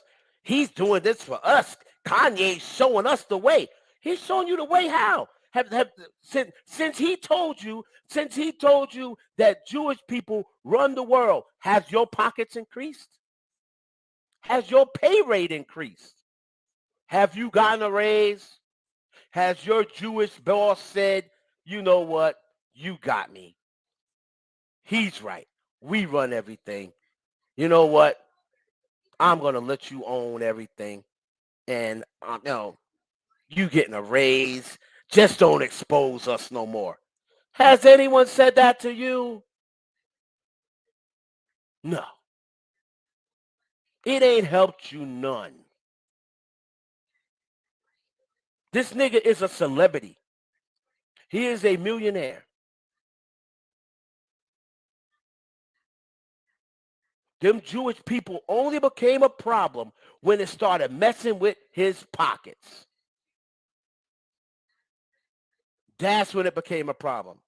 Kim only became a hoe, and Kris Jenner only became a white supremacist when they stopped going for his BS. And when they said, get yourself some help. Take your medicine.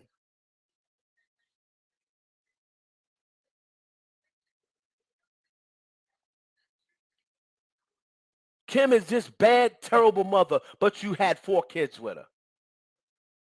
You can tell a nigga that's a nigga that's bullshitting. And now the shit ain't going his way. Now he wants to try to use Kim because he knows that the Kardashians are a trigger for black women. So now he want to try to use Kim, and now so all the black women always take the bait.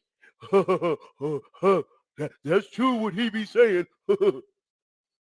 They just love to hear people shit on the Kardashians. For some reason, that gives them some sort of validation. You the same bitch before that. You ain't changed none. Whatever issues you had before Kanye started shitting on Kim, you still got them same issues, ma.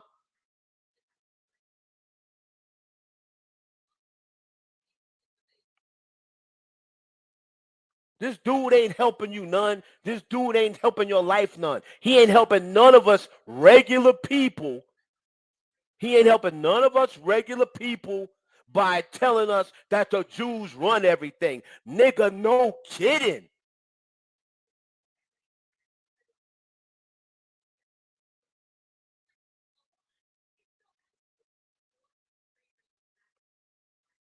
Y'all should be sick of this nigga.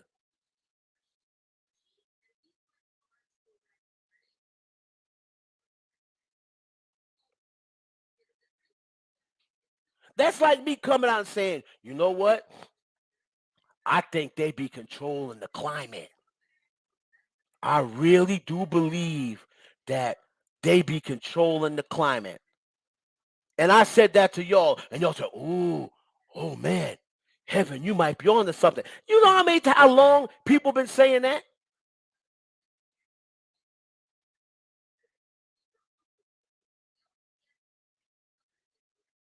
The Jews run everything. Right, nigga. And the sun is bright.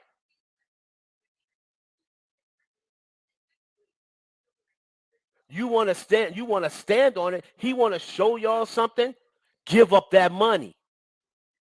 Give up that money, nigga. Give it all up. Give it all up. If you say, oh, it's not about money, it's not about money, well, why are you taking your fat ass up in the sketches the very next day? If, oh, it's part of my plan, now I showed everybody that they own everything and I'm out of my contracts and that was all part of my plan. But you taking your fat ass up in sketches the next day to get into a same situation. And y'all don't see that. Why do you think he was up in sketches? If it was a part of his plan to get out of his contract, why was he up in sketches the next day trying to get into the same situation?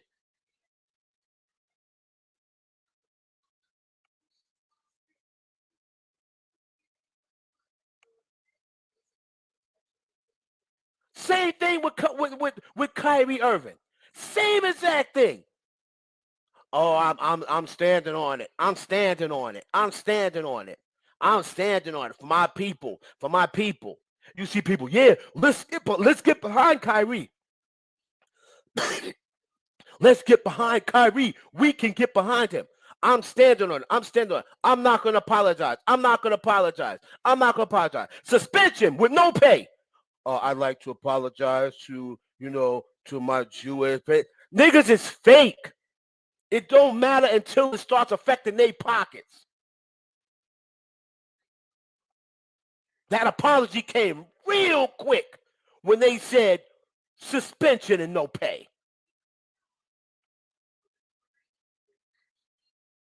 Now all of a sudden, I apologize to my Jewish brothers and sisters.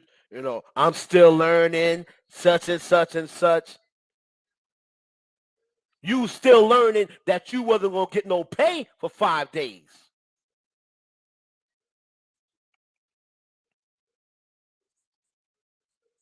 This old newly found microwave woke ass nigga. Wasn't he the one that was on the yacht with none but white women? Y'all done forgot about him already? Y'all done forgot about Kyrie Irving already? This was the same dude. Google him. This was the same dude that about 6 or 7 years ago was on a yacht party where they said no black women allowed. That was Kyrie Irving. Now all of a sudden, because he rock a damn afro with gray hairs in it, all of a sudden he's so fucking woke. Nigga, get the fuck out of here.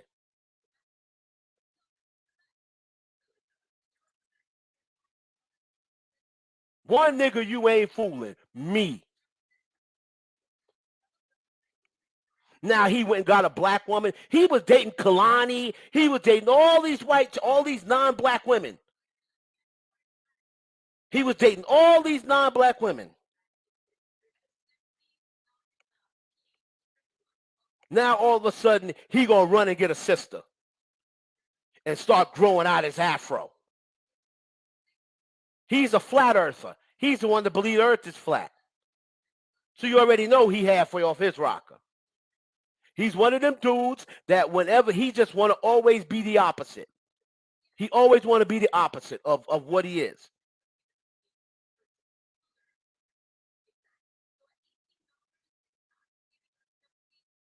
And y'all be sitting here right here sucking up. Oh yeah, we're going to get behind Kyrie.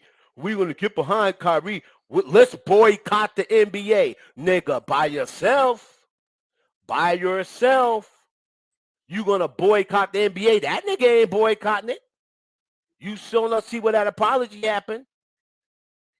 But here we go. Colin Kaepernick, who said, I'm not getting up.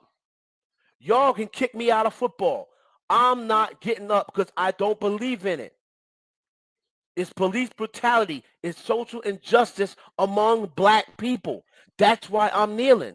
Because the Star Spangled Banner don't mean shit. Y'all ain't standing on the Star Spangled Banner. This is not the land of the free. This is not the home of the brave. So I don't believe in it. So I'm just kneeling. Well, you're going to have to leave football. He left football. He left football. All y'all, and remember when he said, well, if you're going to keep kneeling, you got to leave football. Remember all them niggas that was kneeling with him?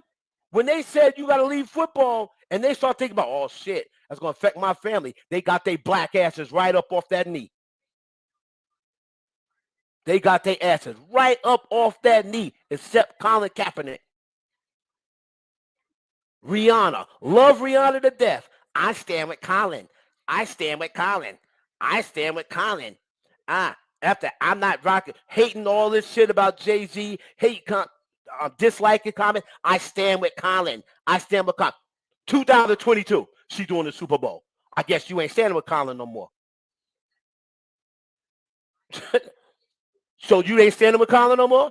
Because you doing the Super Bowl right now. The same Super Bowl that 3 years ago you said, I stand with Colin, and I'm doing it. So now you stand with Colin? You don't stand with Colin no more. So everybody forgot about Colin now. You see?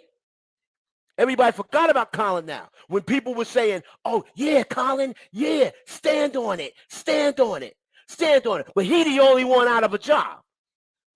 But y'all telling him, stand on it. We got your back, Colin. We got your back. You same niggas is watching football every Sunday right now.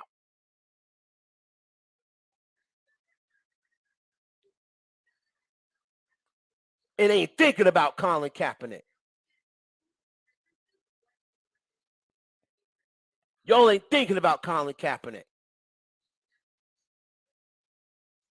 But you talking about, oh, follow Kanye West.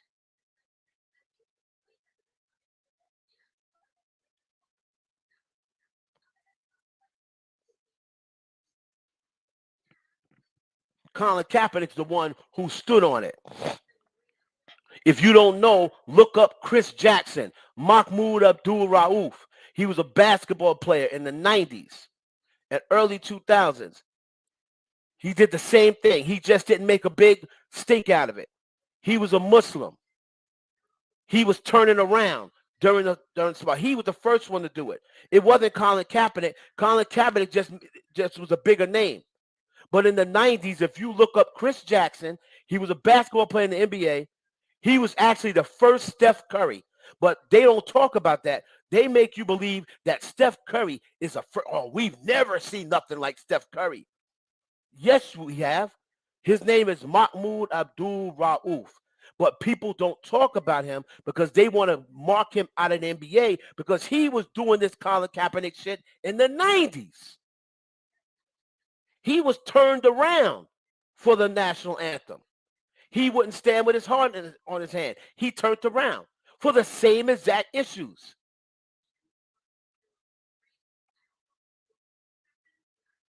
And they got him up out of there. And now they don't even talk about him.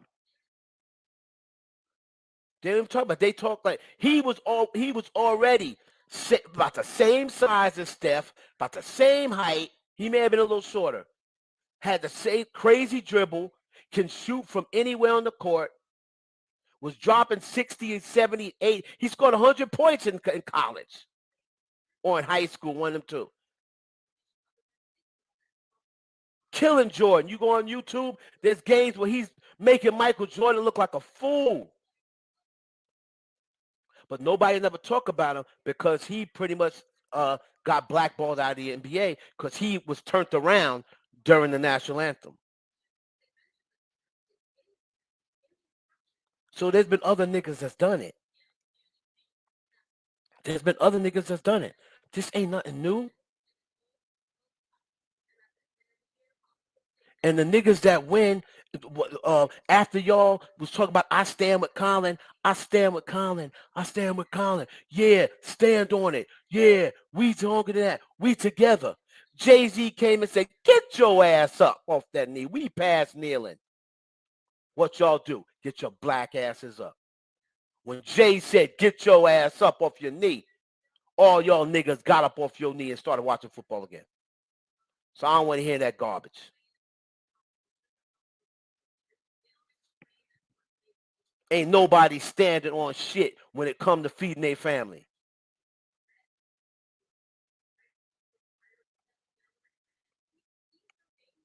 Anybody out there, any of y'all that work a regular job that get a check, more than likely that check is cut by a Jewish man. And you saying stand on it, let's follow Kanye? Okay, go quit tomorrow. Go Monday. Everybody that got Jewish bosses, and they found out that Kanye West taught them that Jewish people run everything. Monday, walk in there and quit. How dare you? You talking so much shit. And want to talk about other people that's writing about Kanye, saying Kanye is wrong, so and so. Oh, you going to get your own people. Why can't black people just get in cold? Okay, more than likely, most people have a boss. Most people have a boss. I'm not even going to say most black people. Most people work for somebody. The majority of them that have a company, the owner is more than likely Jewish. Walk in there Monday and quit. Put it put it on Instagram. Do it. Stand on it.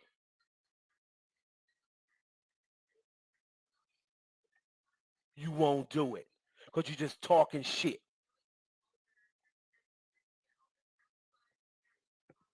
Instead of wasting time talking shit, find out how to get to the money. Find out how to use them niggas to get to the money.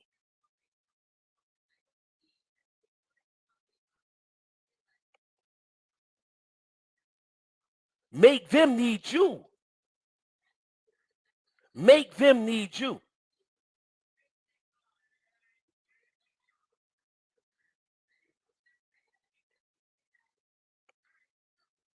That's how you should be moving. He trying to teach you, oh, cut them out of it. And because they trying to just silence you. Freedom of speech and blah blah blah. Freedom of speech does not mean you are free of repercussion. You are freedom of speech. You can say what you want, they can't lock you up. If you can say what you want and don't get locked up for it, it is freedom of speech. But you're just not free of repercussion. You're not free of consequences. You can do it. Nobody's saying that you can't be anti-Semitic. Nobody's saying that. But if you're anti-Semitic, they're not going to kill you. You're anti-Semitic. You just can't work for this company because we have an anti-Semitic rule. So you can't get money from this company if you're anti-Semitic. This and it got nothing to do with being a free country. And it got nothing to do with having freedom of speech. You got freedom of speech, but you're not free from repercussion, and you're not free of what happens afterwards. And they own the company. It's they goddamn right. You don't want to follow the rules. You want to do your own thing. Start your own business. Start your own business.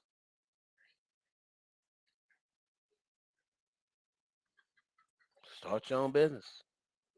And then say, I ain't got to listen to what no Jewish man say. I'm going to hire all black people. I'm going to only work with black people. See, but y'all won't do that either. Y'all won't do that either. Y'all talk about, oh, my people and standing with your people. And as soon as you get some sort of company, as soon as you get some sort of position, what you do? You go hire white people. Or you go work with white people. Or you go get your product and get it distributed from white people. You ain't going to get your product. If what Kanye West would have did, what Kanye West could have done. You saw what Lonzo Ball father did? And he don't got nowhere near the money Kanye West got. Did you see what LeVar Ball did with his sons at first? He went and made his own sneaker. And he don't got nowhere near the money Kanye West got. Black-owned business. I made my own sneaker. I designed my own sneaker, and I got black people that make shoes. I got them to do it. So I don't have to deal with Jewish people. I ain't got to deal with Italian people. The Kanye West is talking about the Jews this, the Jews that. But then as soon as he's free from his contract, which he said was a plan, and had all y'all niggas thinking it's a plan. No, Kanye, he know what he doing. This is a plan. This is a plan. Wait, just watch. Just watch. Just watch. See, you need to be woke. Kanye is pulling the cover back and exposing all of them. What did he expose? What did he expose? When you get exposed, it's supposed to hurt you. What did he expose? What did he change by him saying that? We wake up 2 weeks later. Kanye West is no longer on the Forbes list. Kanye West is no longer being Adidas is no longer messing with Kanye West. This one pulling out, that one's pulling out, and the Jews are still rich and they're still controlling everything. So what did Kanye expose?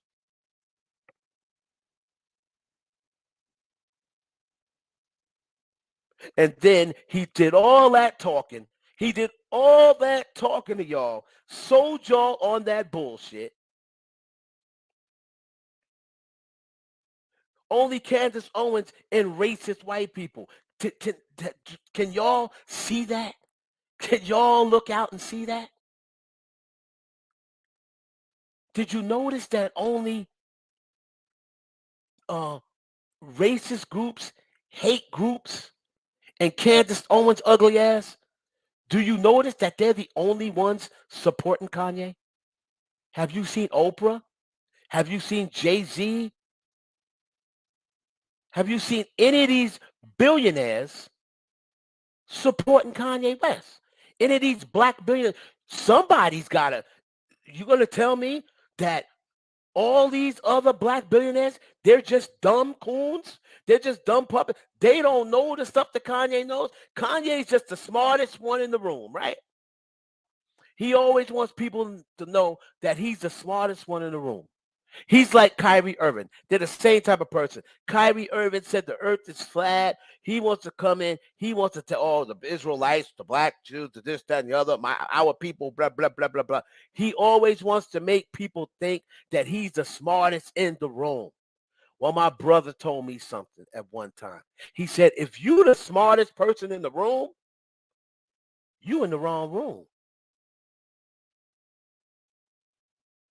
Don't let that go over your head. If you think you the smartest person, if you are the smartest person in the room, guess what? You in the wrong room.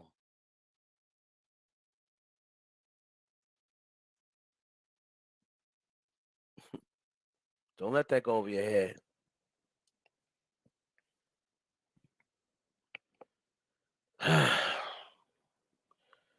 Black people, you do what you got to do to support your family legally. I'll never say go out there and work illegally or do something illegal or kill and rob like to support your family. I'll never say that. Do what you got to do.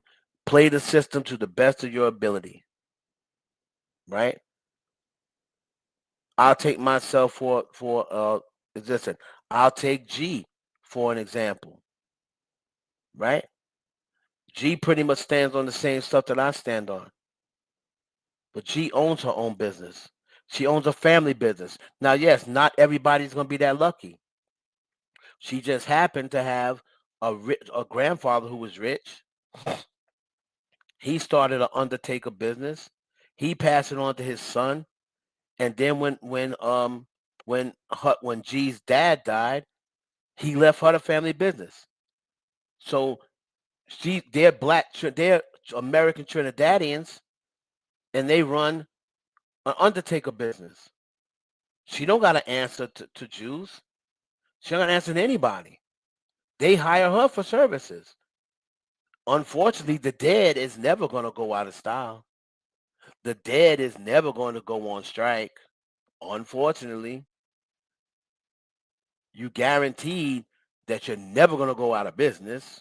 Unfortunately,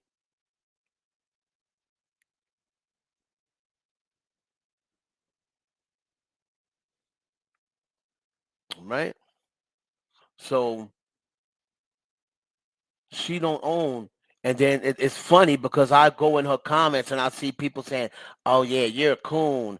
Oh, you're this, you're that," and I'm like, this woman got her own business where the only people that work under her are black.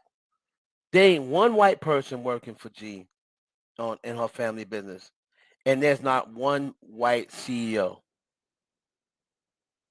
It's her brother, and I think like her uncle or something like that, who are all black Trinidadians, African American Trinidadians, and pure Trinidadians.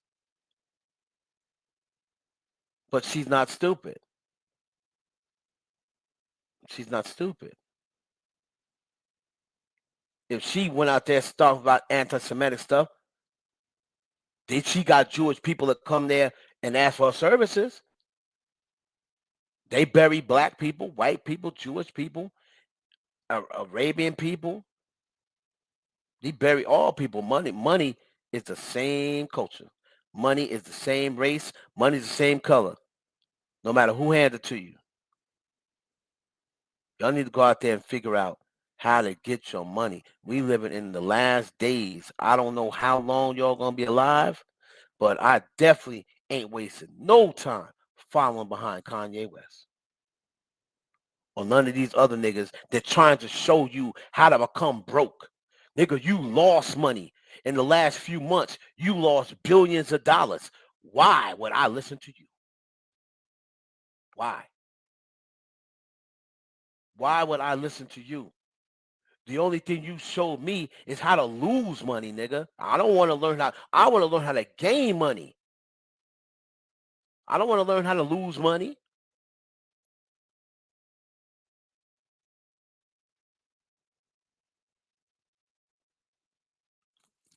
Show me how to gain money.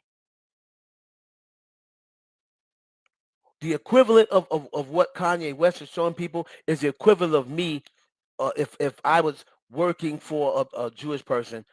That's the equivalent of me going there saying, yeah, I quit. Man, fuck y'all. Y'all ain't gonna be controlling me, and I'm not allowed to say this and that. Fuck that. I quit. Yeah, yeah, I feel good.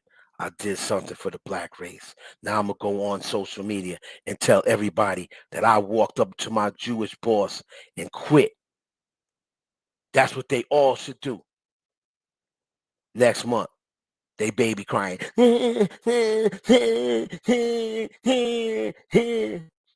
Shut up. Okay, honey. Okay, honey. Are we waiting on this check? We waiting on this check to come.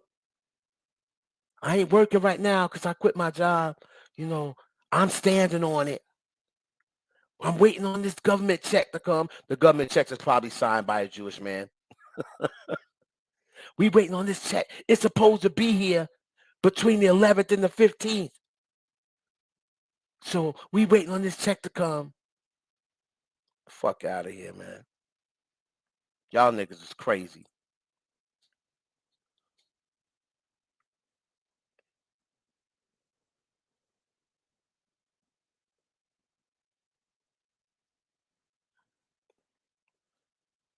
I ain't drinking no Kool-Aid from none of these niggas. Now what done happened? Nike done pulled out. Now you starting to lose money. I guarantee you, your that black baby mama or wife, whatever it is, Kyrie got. Kyrie talking about woke. That woman better be your wife, nigga. That better be your wife. It better not be no baby mama or no fiance. That's what cracked me up about these niggas. Woke. But you don't even have a family that's together. You got uh uh a a woman living with you and y'all ain't even married. But you talking woke. You don't think people are gonna want to follow that? If you got influence, they're gonna want to follow that. You can't build generational wealth if that's not your wife. Because she's not entitled to nothing you have if she's not your wife.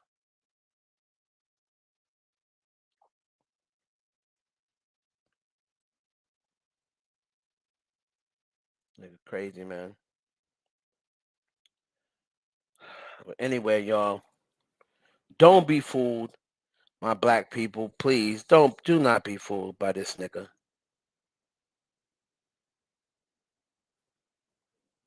Don't be fooled by this nigga.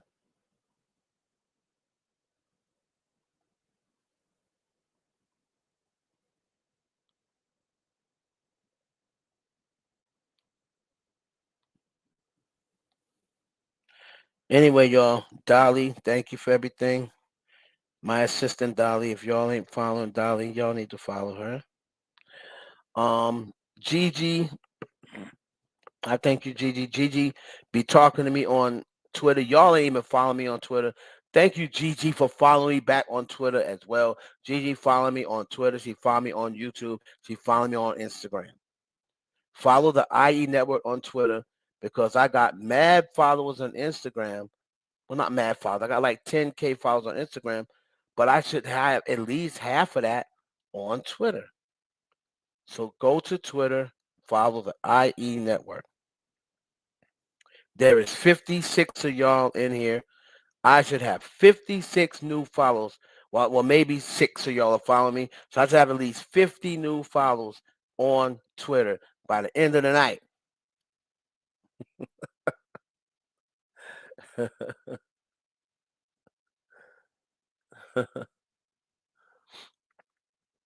Oh my God.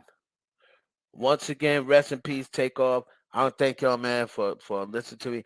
I'm only passionate about it because I care about I really care about my people, and I really care about you. You see me all the time talking about it. Don't let nobody fool you and trick you out of no money. And don't let nobody fool you and manipulate you into thinking that you are wrong for thinking a certain way. And you're not wrong for covering up for this one or backing that one. This, that, and the other. Nigga, nah, you got to take care of you and yours first and foremost. You and yours first and foremost, because as soon as if you lose your job or something like that, and you follow, you stand and come, is Kanye West gonna help you? He gonna send you a check? Hell no. And they're gonna act like he don't even see your DM or see your tweet. He gonna send you some money? Hell no.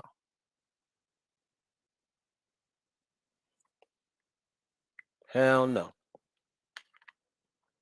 I was following behind you and I quit my job, Kanye. Now they getting ready to foreclose on my home.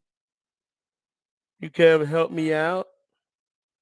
Well, see, what you are a part of being an adult is you gotta learn to pick your battles and you gotta have responsibility to come with it. I didn't tell you to quit your job. That's not what I said.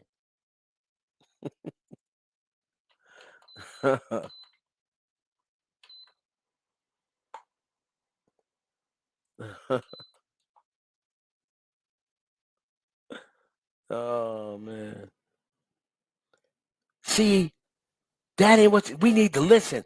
I never told you quit your job. I said that they was running me. They was silencing me. But Kanye, I'm doing what you said. I'm supporting you. I appreciate the support now.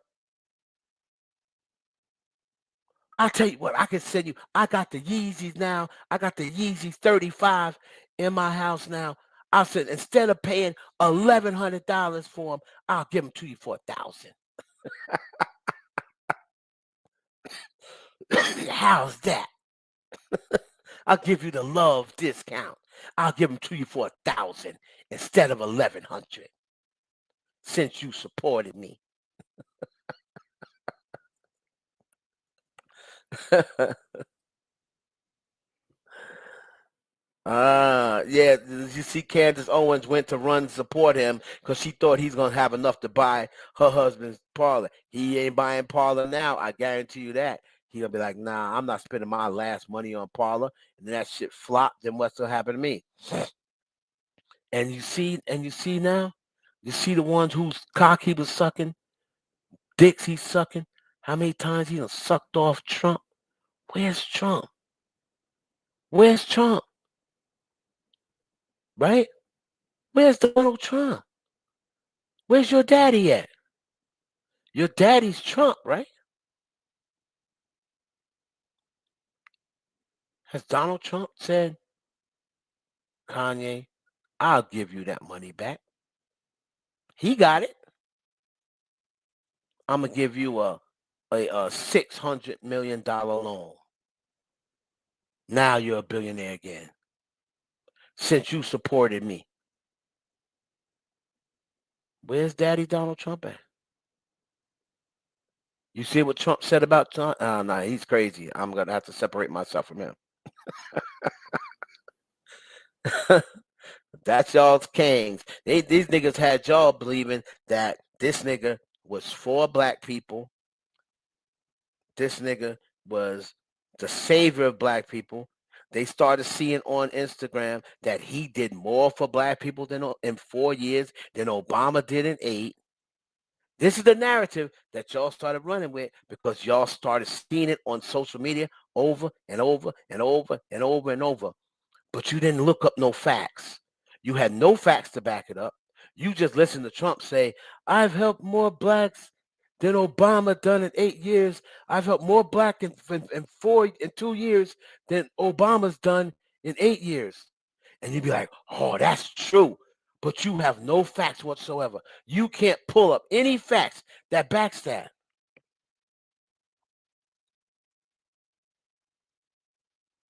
But you still roll with the narrative. Yet and still, you saw in your face where this dude, this clown, didn't allow black people to rent his apartment buildings. Is that helping blacks?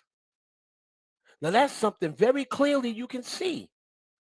Is that helping black people by not allowing them to rent, by telling them basically they ain't good enough to live in these apartments?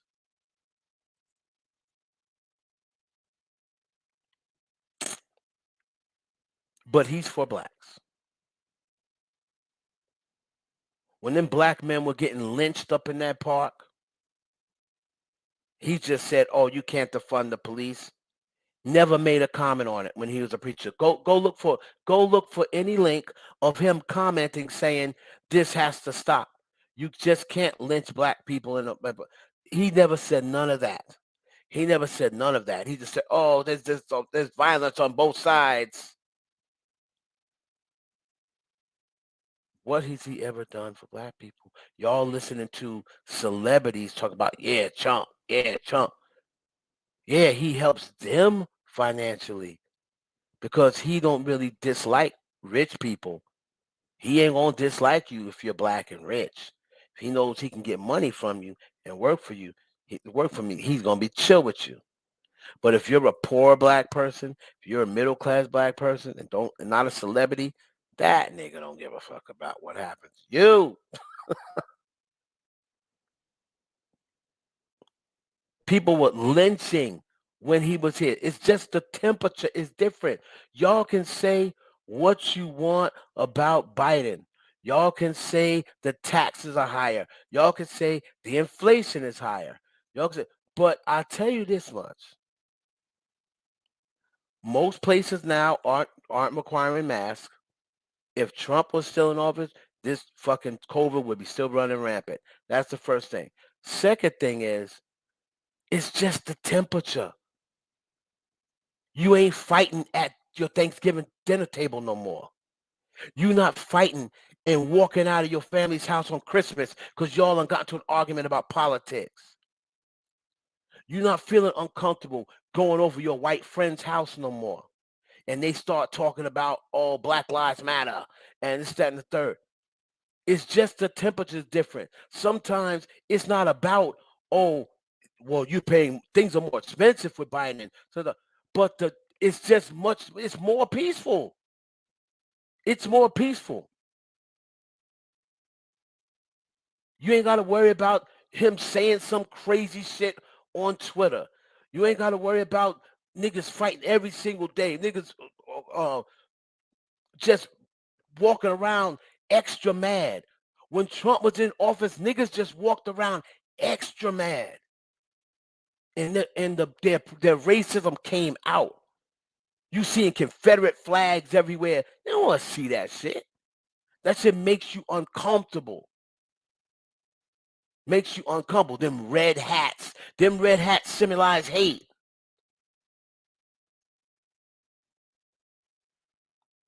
Charging the Capitol building. You ain't never seen shit like that before with other presidents. Since he been out of there, you ain't heard no shit like that happening. It's just been more peaceful. And that's what we needed at this time. We needed the craziness and the chaos to at least cut down. People was feeling comfortable when you going at a red light. They would feel comfortable giving you the middle finger for nothing because they know if you get out your car to be like, yo, what the F, they can gun you down and say, I feared for my life. He was a black guy coming at me. I feared for my life. So that's why I shot at him.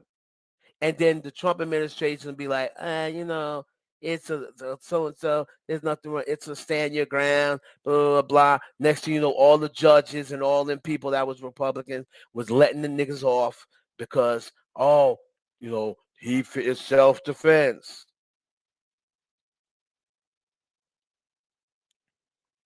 It's just the temperature's different. I'm sorry. I'll pay a couple of more bucks for gas than to have Trump back in office. Making racist remarks up on the fucking podium. Nobody's saying nothing. The Ku Klux Klan members felt comfortable enough to take their hoods off with Trump.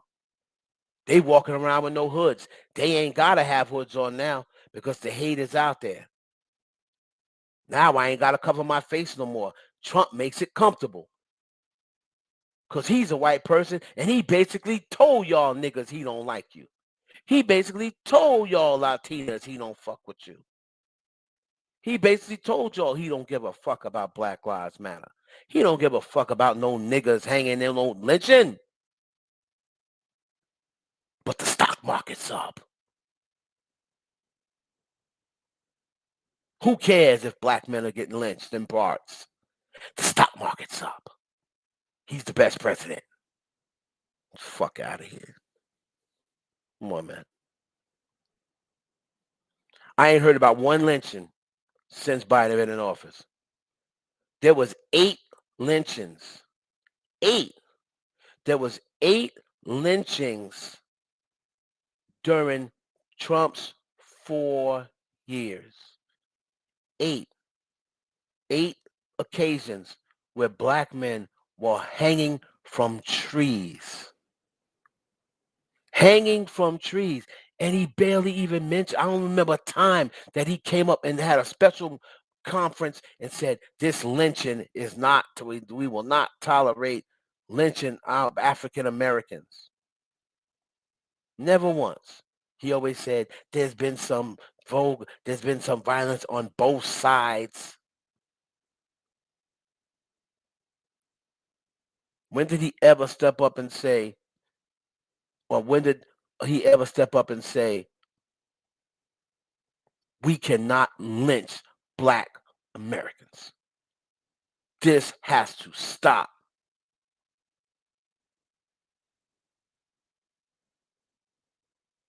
He didn't. Never once. But y'all want to convince me that Donald Trump is for black people and he did more for black people than Obama. Okay? Don't never have a fact or nothing. Don't never have no proof. You'll never have no receipts, because if you go looking for that receipt, you ain't going to find it.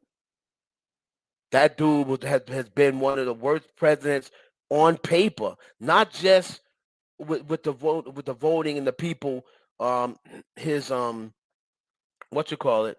approval rating. But look at the budget. Look at how he left the economy when he was out of office. And he had all Republicans in the House. See, Obama couldn't make moves. Everything Obama tried to put through, he got shut down because Republicans were shutting them down because they want to make him look bad. But then they just held all them ideas up until the House became Republicans, and then until the Republican president got in there. Now everything that Obama tried to put through, now we gonna put it through, and it's gonna look like Trump thought of it. It's gonna look like Trump thought of it. We fooled them niggers again. We fooled those niggers.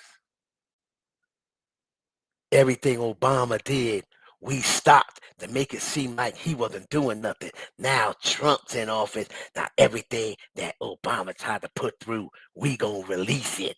And it looked like Trump did it.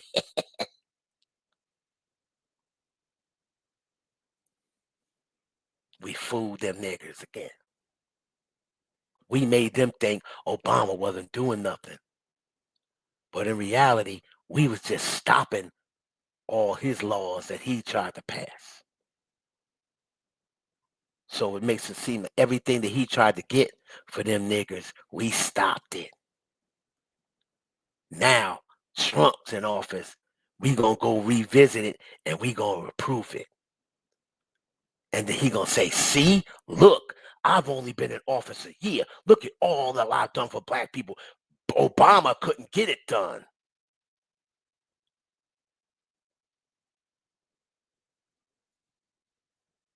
Obama couldn't get it done. Look what I've already done for blacks.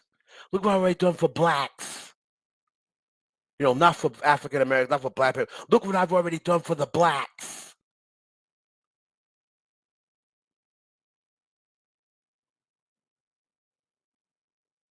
Like we wasn't old that, nigga.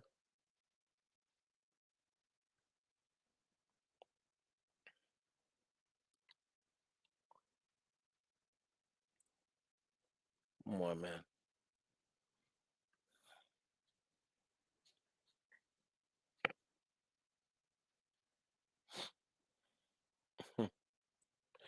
Anyway, man, I ain't gonna go too much there. I appreciate y'all. I've been on this live 4 hours. Once again, my Cash App is at Heaven Hollywood. $ Heaven Hollywood. I thank y'all for everything. I got to go get a drink. It's hot as fuck in here. And I'll catch up on everything that I missed so we can discuss it tomorrow. Check out my videos. Don't forget. Hold on. Let me see if my, hold on, y'all. Let me see if my trailer's in here.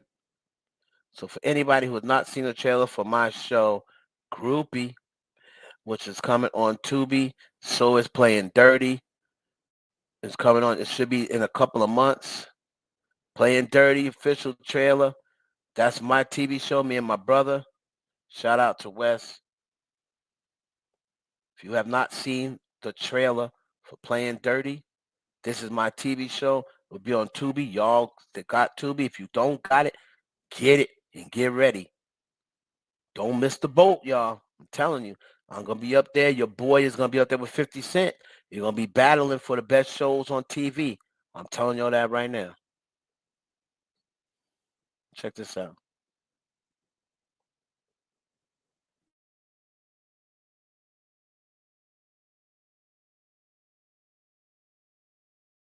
I'm Yoshi Lomax, superstar attorney at law and fugitive. So, you're the famous Yoshi Lomax. Probably more infamous. I'm on the run from the federal government for crimes that I didn't commit. Gentlemen, I'm Deputy U.S. Marshal Sharon Starr. I'll be taking things from here. Not to mention being on the hit list of at least 3 of Miami's major crime bosses. I wanted to apologize in person for leaving so abruptly last night. Welcome back.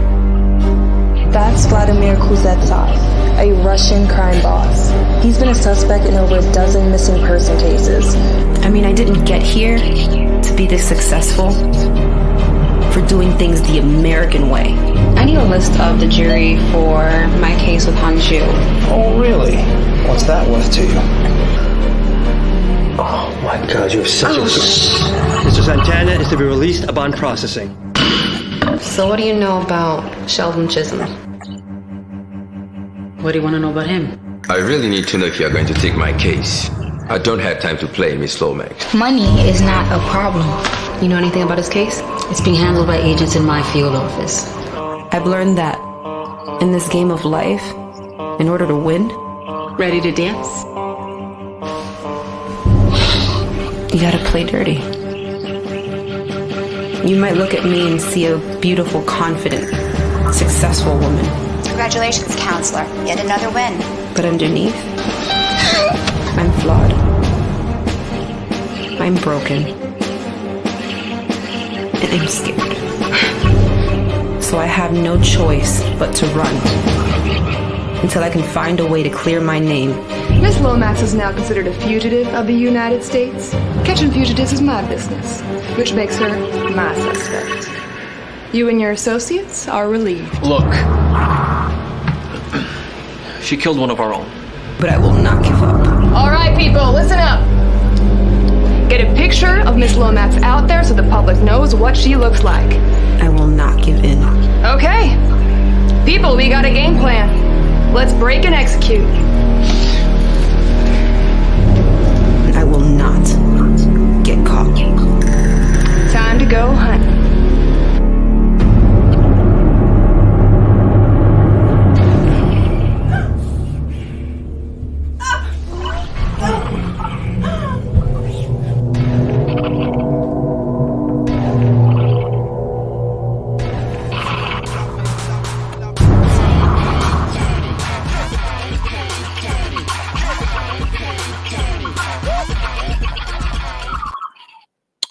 Well, all right, guys.